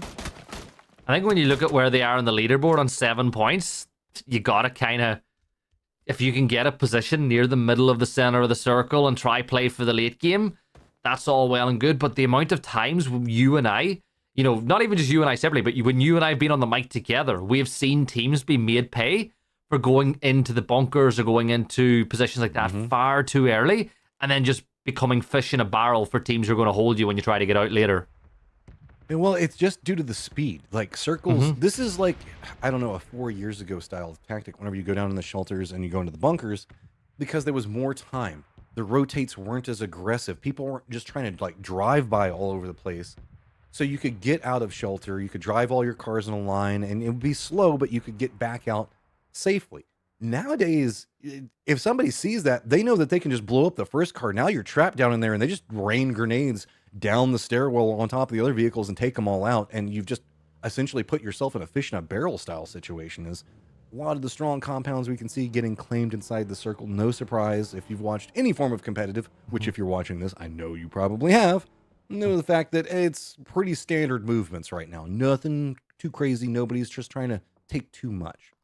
You've really like got my brain going. I'd love to see a chart of like the average time to rotate from like PGIS to the most recent PGC to see how much quicker the game has become since then. And one of the things that has made it quicker are things like the ferry. Now, the ferry in itself is not that quick of a vehicle, but it does get you from point A to point B without necessarily putting yourself at any real risk, and also takes the bridges out of the equation. Yeah, also allows you to bring your vehicles over. Lots of little benefits to it. So great addition whenever we look. And it's going to put them over in Ferry Pier where there's nobody at. Duel might be one of the closer teams in their rotate. But this is just Wit playing it slow. You often see a squad that's got this big of a lead drop a little bit further away from everybody, come into circle 2 or 3. No big rush to get in the mix of the firefight because you don't want to bad rotate too early. Only problem with that strategy is if you do get delayed by a firefighter, somebody that's roaming a little bit slower, now if you enter in circle 4, 5, problems, man. Big, big problems because you have no idea what's going on. Yeah, that's true, but we're still waiting on that phase 2 circle to pop, and if you are watching this now, you'll see a QR code on the screen. If you scan that QR code, you'll get a surprise. That surprise being a sign-up link. So you can sign up to take part in the scrims to qualify for these cups. Remember, it is fully open. Anybody and their friends can sign up as long as you meet eligibility. And you can take part in the cups and make your way to PS. And hey, who knows? In a perfect given Sunday, you might even qualify for an international event. So you're saying the fact that I should surprise you by making a team and putting you on it so we have to play? Me, you, Paro, and Matt? Or sorry, me, you, Paro, and like... Who'd be your fourth? Toffees, I guess, is the obvious choice. But then we could just like, we could totally try to steal somebody from PGS right now. You know what the problem is? Nice. We know the rotates and we know how to do them. We just can't shoot like these guys. See, that's why we need somebody that can kind of shoot. That's all. We'll be fine. Just three IGLs bossing one guy that's really good with the gun around. I'm sure they would love it. I'm in. Anyways, the circle pops and that circle shift goes south. Farm, you've got the little bit of that western or that eastern bridge and Milta involved, and all in all, I think teams like Duel inside of Farm, you've got FE playing on that death road. They're going to pick a spot, and look at how many teams are already on the move, Matt. Half of the lobby, if not more, is moving south. I mean, they've realized, just like you were talking about, Death Road positionings, Farm, all of these just gained an infinite amount of strength based off positionings in the north. People were hoping it was going to lean more in that direction, but Athletes of Christ, who's Fana in a great drive-by coming up from Belfrost, Belfrost just been popping today, man. Yeah, he has, but he is going to have to put in a bit more. Oh my God, Bale. Yep. This is the Balefrost that we see every once in a while. He just shows how good he really is. Gets that knock onto LFP. The Athletes of Christ now in a bad spot, and it's NA. NA, remember, is the team that is closest to them in the overall leaderboard. So this is a big fight, not necessarily on the night, but for the overall cup standings. Shinboy spots out Tony, does a little bit of damage to Tony. Haven's going to try to hold the cross, does 19 points of damage, but you cannot let FE, do not let the Athletes of Christ get these reses off. Deal with them now, deal with them fast, and deal with them as clean and efficiently as you can. I love this. It's just baiting back and forth between the two, setting up the crossfires. Tony now in trouble, realizing he can't stay. Great nade comes up, but the cost is massive. Nugent All-Stars also eliminated. So I think there was like 2 or 3 points in it going into tonight. And it looks like they might have increased the gap the gap might have been closed by a whopping 2 points by the end of the night. Because those two teams have just been going at it hammer and tong against each other and not really picked up the point tallies they would have liked. But hey, for everybody else, you see those two teams fall, gives you a big boost in your chances of winning this map.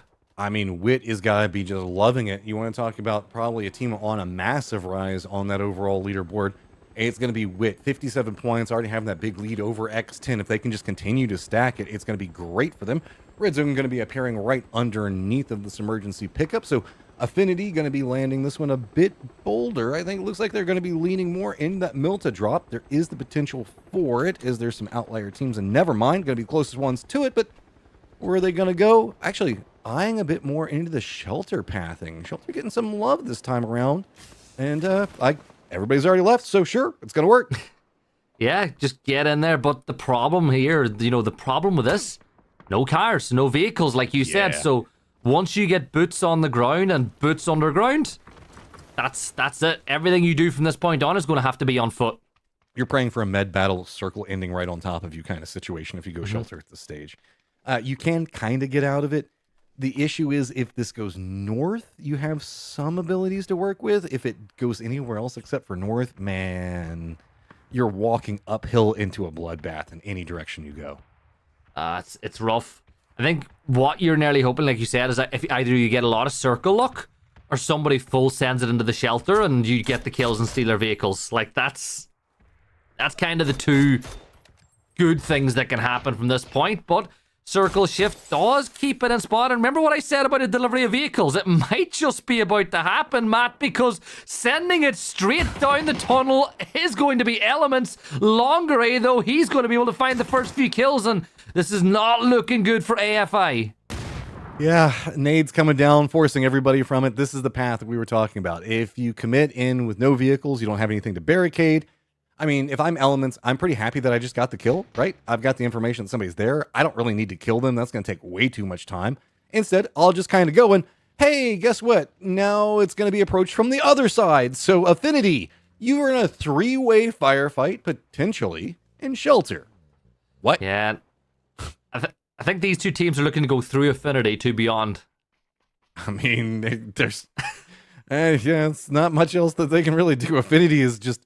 How does this happen? We never see Shelter get claimed, and now 3 teams in it at this point. The only benefit is the fact that Affinity is hoping that maybe Elements and Dots shoot at each other and realize, oh, I don't really want this. That's the best option?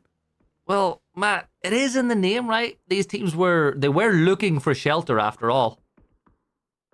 Yeah, but is that a reach? Is that one too much of a reach? Nah. I got you. You're good with it. I was a bit concerned there for Wit because Wit was trying to take the underside of Death Road while Pistolero was on top of it, and Team Casito was going to be on the more eastern side of it. You can do that, but it's a bit scary. And Dots, and just everything that they can see is theirs. They're perfectly fine with that. Are we just on like a like Disney and Pixar quote streak now? Is that what we're doing? Yeah. We're living that life. Yeah. We grew up with those films anyway. 50 teams left alive here. It looks like Timothy might be done and dusted for this one. The rest of Fate are way too far away and too close to the center of the zone to bother going to pick up their teammate on the other side. Tim Buff, do you really think standing in the middle of the road when there's 50 players alive is the best idea? He got away with it, but that could have been bad. But what it takes might not be about to get away with this one, because here comes Zuki. This is the problem with playing that underside of Death Road, right? Is it's fine and good as long as other people are pinching Zuki. That is a great shot. Gonna get counted by Marins on the other side, but Pistolero's got all the momentum in this firefight right now. Just Wit getting some high ground control, but Pistolero still has a player back behind the entirety of Wit, and there it is. It's going to be Enzito. How much more of this does he want to go for? I think they just might go for a lower play on it. No, he's going to sit it right back behind him. This is bold. This is crazy. Setting up a crossfire right on top. Danny's going to drop the nade onto 1, and this is just full contain. Wit not going to find any more points in this game. Yeah, Viejo Pistolero really had their wits about them there as they were able to take out that side, and now they've cleared up at least the edge. Now they've got to focus on Team KZito, who are just ahead of them, and you cheddar believe that they're going to look to put some work into that team as they make their way up Death Road. Panella Good not too far away up to the north of this one, but remember what we said about these teams hoping that Shelter would stay involved? Well, AFI and Element and Dots are still in the zone as Dots really close off this entrance. This is a weird circle we haven't seen in a long time. So we've got the tail end of Death Road. That's where Casito is going to be at. And then we've got Fate playing the dip coming out of Death Road. This is an incredibly strong spot that we see a lot of teams do a stopover for because of how defendable it is. And it is center. This is a heavy reward for Fate, but heavy is the head that wears the crown because there's going to be a lot of crossfire being set up, most notably due to positioning coming out from Duel. Casito that can be coming down Death Road, and then of course all the squads around Shelter. I don't think that Elements is going to have vision, but we also do have PNG that's going to be wrapping in from the northwest. This is easy to hold, but not whenever there's 44 alive. So Fate, this is going to be hard. Yeah, and then looking at all the really good positions, like Tempest right now are holding the dip as the Dots will start to work their way through. I like it. I mean, sure, I guess. Are we at a stage where we need to have a Shelter fight? They know the fact that there's going to be people that could be coming after them. They're right on the edge of the zone, but they've got to be afraid of whoever else is in here could be coming after them, and they don't want to take too many shots because they don't want to. They don't want to risk being backstabbed in Shelter of all places. This is nuts. Yeah, and I like the problem is every time you shoot towards Tempest, you're giving AFI a reason to move your way. ECN spots Danny on the move and isn't able to find a knock with that spray with the AUG, but I've been keeping an eye on the leaderboard. Senior Latino has been hitting bolty shots for fun, and we just caught the tail end of Spectro as he shuts down Gringo for Panella Good, and Dots, I'm surprised that we're not seeing that more work on the other side. They're doing this for free, and here comes the push on the Team Fate. They managed to get one. They managed to get two. Flanker gets them a double, and what a hold that was from Team Fate. X10 getting punished for that push. This is the strength of what we were talking about with the dip. You can see it is very easy to hunker down in, but nobody else really third-partying too much into this. You can see Crossfire's coming over right now, but Fate doing a good job on surviving for the time. Is interestingly enough, where's the other member for Fate at? Shelter. Well, of course. Why not? Yeah. Timfy, I don't know how they got Timfy back on his feet, but Timfy is alive and well, and Penella Good, not so much. They've just been deleted as Dots will pick up those few kills. Circle shifts south back towards Fate once more. Duel in a brilliant position in that West Ghost compound. So if you're a little bit newer, you got West Ghost on one side, East Ghost, actually that's further. Matt, I've got my geography wrong. That's further down the... No, this is East and West Ghost. I'm right. Why did I second guess myself? It's late. It's late. It happens. I mean, it's like, what? I don't even know. Like 3 a.m. for you? Something crazy like that? 2:24. Close enough. Look at this. Time zones. World Traveler showing up right now. Is let's see the rotate coming in from Nevermind to the south, getting some harassment from Duel. Duel doesn't have the best vision on what's going on to the north, the way the hillside sets, but Pest Control, Conf wants to get some shots down, does get the knock onto one, long array down, and Conf, what do you do now? Is this shelter situation just continues to brew with more and more teams ending up over here? This is ludicrous to me. Yeah, Dots are about to come up through that edge as well. Look, you can see that they're pushing up, and Con could be in trouble if he gets too hyper-focused. He managed to get that one kill, but he should be dealt with on the way down, and that's exactly what happens as the Spectro will find him, and now Dots can move. They played that one really well, and now they go towards AFI on the other entrance. Mizbo spotting out one, doesn't do any real damage. Ducky did find Timfy, but while all that was going on, Dots have managed to hit pay dirt. They've landed in this position, and now Affinity are really trapped. You've got Zelodi inside the shack, and well, for Dots, this is really good aggression. I mean, this is the only thing they can do. They just have to start making some of these more bold pushes. But that said, points to be had if they can fire the right shots, hit the nades as they want to, and that is a great throw. Zodi's going to be down for AFI. Now, what do? You're stuck in Shelter. Remember how we were talking about how Shelter can be its own doom? Now you're starting to see why. It gives you safety for a little while, but it is an unrelenting mistress if you have to try to get out of it. And now it feels like everybody's facing trouble. Spectro just beans it down that hallway, and that is just death galore. 4 kills for Spectro now, and Dots have really secured their borders. They've got full control now of that northeastern side, and they can just wait to see what happens elsewhere. Fate's still holding the edge of the circle, but Team KZito now moving towards Dad Buff here. On the other side, you got Injected getting pushed by Flanker, and Fate still with these players inside this dip, and here's another Valkyrie coming through. What has just happened? Zenny's got 1 health point, and he manages to get the kill, and he's going to go inside and pop the first aid, but Stokely is there, and it's not Oakley Dokley. Down goes Zenny. Team Fate fall. Then there was 7. Injected, you managed to get the dip, but now it's a matter of who might want to be coming after it. It stays inside the circle. Duel should be able to get to that hillside just to the north of him. Nevermind might be trying to find a path to cut that one off. Casito has some options to play for. Either cut off Duel and Nevermind, or they can try to get more control around the area near the dip. Dot's got to leave Shelter, and we've been seeing that just doesn't seem to work out well because look at the open fields, the path to get in the circle. Yeah, Spectro's hunting for a knock that will allow them in, and he finds a couple of headshots, pushes them in the shack, and that might just be enough to signal the rest of the team to go. But as you can see, I think it is. They're moving now towards Spectro. You forced the player inside the shack. That was good enough. It wasn't a knock, but it was enough to buy you a little bit of space. Jappa with the nade at the ready. He's going to toss it to where that Uaz is going to pull up. The nade is good. He manages to find one. SKZ's going to go low as well. Spectro with great covering fire alongside Stokely will catch out Danny, and Jappa's trapped. He's got no way out here, Matt, and this could be easy for Dots if they can clean him up or get a nade close. He just keeps dropping nades right on top of him, denying out anything. This is pretty isolated. It's just Injected taking some shots into the Dots at range, but Dots have a plan. That plan is easy to connect and easy to execute. Now Dots have to get to the safety, and it's going to be injected, still taking those shots. Quesito makes the commitment down into the south, and it is going to be Duel on one side, never mind on the other, and high ground with Quesito. Yeah, never mind. Nubski's got an angle, but doesn't have the aim as he gets a couple of shots on, but not enough to find a knock.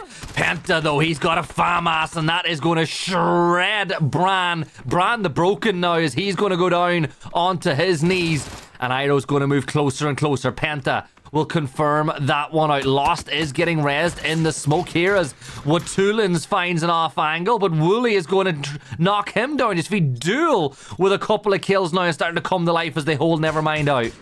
Nevermind just slowing down the pacing of everything that's going on over here. Quesito can't really get too much just quite yet, and really, Duel can't move. They just want to get up the hillside, start having to deal with what's going on over there. Nades just dropping right on top, but Nevermind refuses to go down. They're going to make this as bloody for whoever comes after them as possible. Big nade. Iroh closes it out, and Duel moved to 6 kills, and now the south is clear for now. Odasaka is looking up towards Stokely from Injected, and SKZ has managed to wrap his way up. They're getting very close to that dip that Injected are now playing as Dots doing a great job. And I think, have they realized it? I think they've worked out that there is a player by the broken car. So for Dad Buff, the jig could be up. I mean, a car parked next to an upside-down car. You have to make some assumption. There is a world where maybe something rolled down from Death Road, so keep a rough eye on it. But Quesito has themselves Death Road, high ground, Duel trying to push up. And it's going to be Injected still holding down inside the dip, feeling good about it now. Dots moving to the north, but they have to be careful of Dad Buff that you were just talking about one moment ago. Quesito, while they do have Death Road that provides cover onto one angle, they have to be cautious because it is pretty barren on the northern side of that hill, and Dots could take some pot shots, hit some headshots, and really ruin any form of rotate if they're not careful. Yeah, and now with that circle shift, I think it's really likely that Duel might just bring the fight to Injected, because if you go up too far to the left, it becomes a bit of a plane towards the edge of that Death Road, so it's all about picking the best fight. Now, with Stokely focused on Dots to the north, it gives even more of an insight for Duel to push on the other side, and that's exactly what's going to happen. So they knew that Injected were distracted, and they've pulled on up, but has Wooly put himself in a bad position? Well, not anymore when SKZ is doing you favors on the other side. I mean, Dots realizes the vulnerabilities of their position as well. The dip is strong, but only whenever you have enough people to cover it, and 2 squads just trying to hunt you down, and you're the last one up is so hard. I love the fact that Wooly opted to go for that wider angle because, see, a lot of times whenever you play this dip, you'll try to creep down the outside of it and defend it from that approach. Now that has been denied out. Dad Buff trying to creep in, but Spectro's already read it. Just a matter of being careful, not revealing too much. Nades are going to connect in. Dots fighting a multiple front war right now, and that's going to give Injected some breathing room, but Duel is just on the hunt for it. Not going to let it happen. Yeah, Wooly finds Stokely, and now you got to deal with the other solo. Dad Buff is just in the smoke. Spectro just has to be patient. All you need to do, Spectro, is be patient, and at some point that solo player will reveal themselves. He moves down to the UAs now to maybe catch him by surprise, waiting on support, because he knows that if he gets caught too isolated and Dad Buff gets a few nice shots off, he'll go, yeah, look, spot him, knows exactly where Dad Buff is. And I think for Dots, it is so important you clean up the solo as quick as you can. Yeah, they're nervous. They know that Duel just took the dip where Injected was playing from a moment ago. They've got to take this quick. Oh, he got both! What the hell? Dad Buff holds strong. 8 HP, runs into the circle, and has out-survived Dots. Nah, that's nasty. That is absolutely nasty from Dad Buff. Hits one, then completely turns on a sixpence and gets the other. 4 versus 3 versus 1. Centers up the circle. Duel look in great position to win this one, but Team Quesito still with 3 as well. They have a lot to say on the answer of this. I'm starting to be a believer in Dad Buff. He's got a crate landed, gives him some cover to get into the circle, gives him something to work with. Duel, Quesito, they have to deal with each other around Death Road. The dip finally leaving that Duel's going to be playing from. There is some high ground position that Duel can work around, but it feels like those 2 squads are going to have to scrap with each other. There's not a lot of cover left to be had. You can still play the inclines on the hill, but that doesn't feel good because Dad Buff can kind of play around it himself. Nubski, Team Quesito spotted out the crates, so You know, you see that crate there and you hear some gunshots and you go, that's suspicious. I expect somebody will be in and around that area. Here come Duel, though. They're going to be the next one to go towards Dad Buff. Dad Buff is going to have to hold his own once more. Prone in the long grass. Willie's just scouting, right? He's having a look, having a scout. There's a crate there too. That's a tasty little morsel of food that he could get, but you know that there's a solo and he has to be there. He can see the vehicles. They know that this is the only angle that Quesito can't really wreck him on, so he's got to be playing the safe. And Deadlock gets a shot, trying to put in more work, but it's gonna be at least one down on Duel. Quesito, do you use that? Yes, they do. It looks like they're trying to set up. Are they in vehicles? Are they gonna send it? Yes, they are. They want to use the down player as fast as possible. Iroh on the other side of the Dorito, couple of shots, but Iroh gets the better side of it.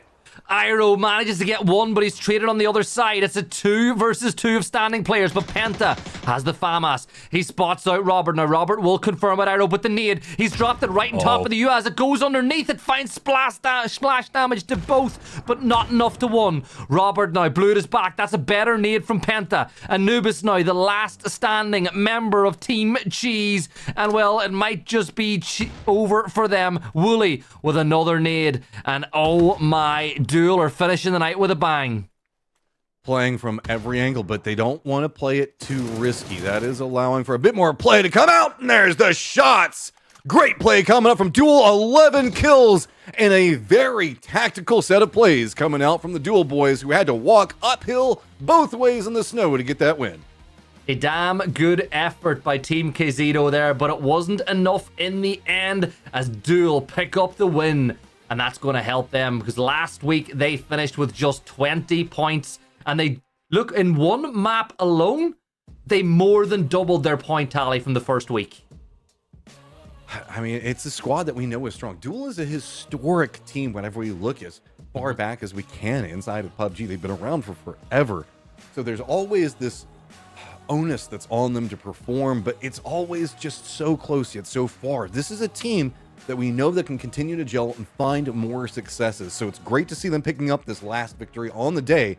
My eyes are drawn down the leaderboard, though. What it takes, only 1 point inside that. Athletes of Christ, 2 points coming up. New Gen All-Stars, 3 points. This is going to make our overall look crazy interesting as we progress through these next couple of days. Yeah, remember, there's just 3 more cups to go after this one for teams to garner points and try qualify for the PAS playoffs. But let's have a look at the overall leaderboard to see how things stand for this playday. What it takes on 58 points. Duel, just 9 points behind them on 49. But man, them and Viejo Pistolero, completely different performances than what they put on the table last week. Yeah, Pistolero as well as X10, great job today. They were a consistent talking point in so many of the firefights, surviving through some very hard situations. Pest Control, massive come up in our first game, but then kind of couldn't find too much. New Gen All-Stars, Athletes of Christ staying right on top. You said about 2 points. There you go. You got nailed it right on the head. Right neck and neck still, but also Dots staying up and tied in this. Dots, it felt like were involved in everything today. It felt like almost every single late game firefight, they were involved somehow, some way. Yeah, and they got a lot of rewards, right? 32 points over 5 maps is not that bad. If you go over the remaining 4 weeks after this one, and you put 30 points on the board plus every single playday, you're going to be in and around the mark that you need to be at to qualify for the playoffs, right? So you've put down a good marker today. Keep up the good work. Look at this whenever we look at the placement points, though. It's 18, 18, 18. Those are our top 3 teams off of placement points. And we do have Pinello Good that's over there at 10th place right now with 12. And then, of course, the 15 coming out from Pistolero. The majority of what's happening in this lobby is kills. Kills are the differentiator. They're what's keeping you consistently on this leaderboard. And so passive play, playing for those placement points, doesn't feel like it's getting you very far whenever you've got these monsters racking up kills all around them. Yeah, and then that puts us in a really good spot going into next week. Remember, if you are watching this and you do want to take part, the QR code is in the bottom left of your screen. Make sure and scan it. There are scrims at the start of the week. You have to sign up for the scrims. If you perform over the course of the few scrims, you qualify for the cups. And then that's where you get the points that qualify you for PS. So make sure to sign up. Matt, it has been an absolute pleasure working with you this week. It's good, always good to get on the mic. It feels like it's been a long time since you and I actually got to run this together. So it was a pleasure from me. But since it's your first night on the mic, I'm going to leave it to you to say goodbye to everyone. Dude, I just loved being here today. We saw a lot of just old names, new names stepping up, a lot of fun, crazy action, some pretty absolutely nutty circles if you think about it in the first couple. And probably one of the largest kill counts, 19 kills in a game. While yes, pest control, it was quiet after that. That's a statement, man. That shows the fact that you can do it. And I can't wait to see that consistency form and how far up this leaderboard you can go. We're going to go ahead and close it out for the night. Thank you guys so much for tuning in. And thank you for everybody that played the scrims and that is competing. Hopefully we'll be able to cast you guys next time. If you pop in on that QR code, get in some games. I can't wait to see you and meet you. Thank you so much and see you guys next week.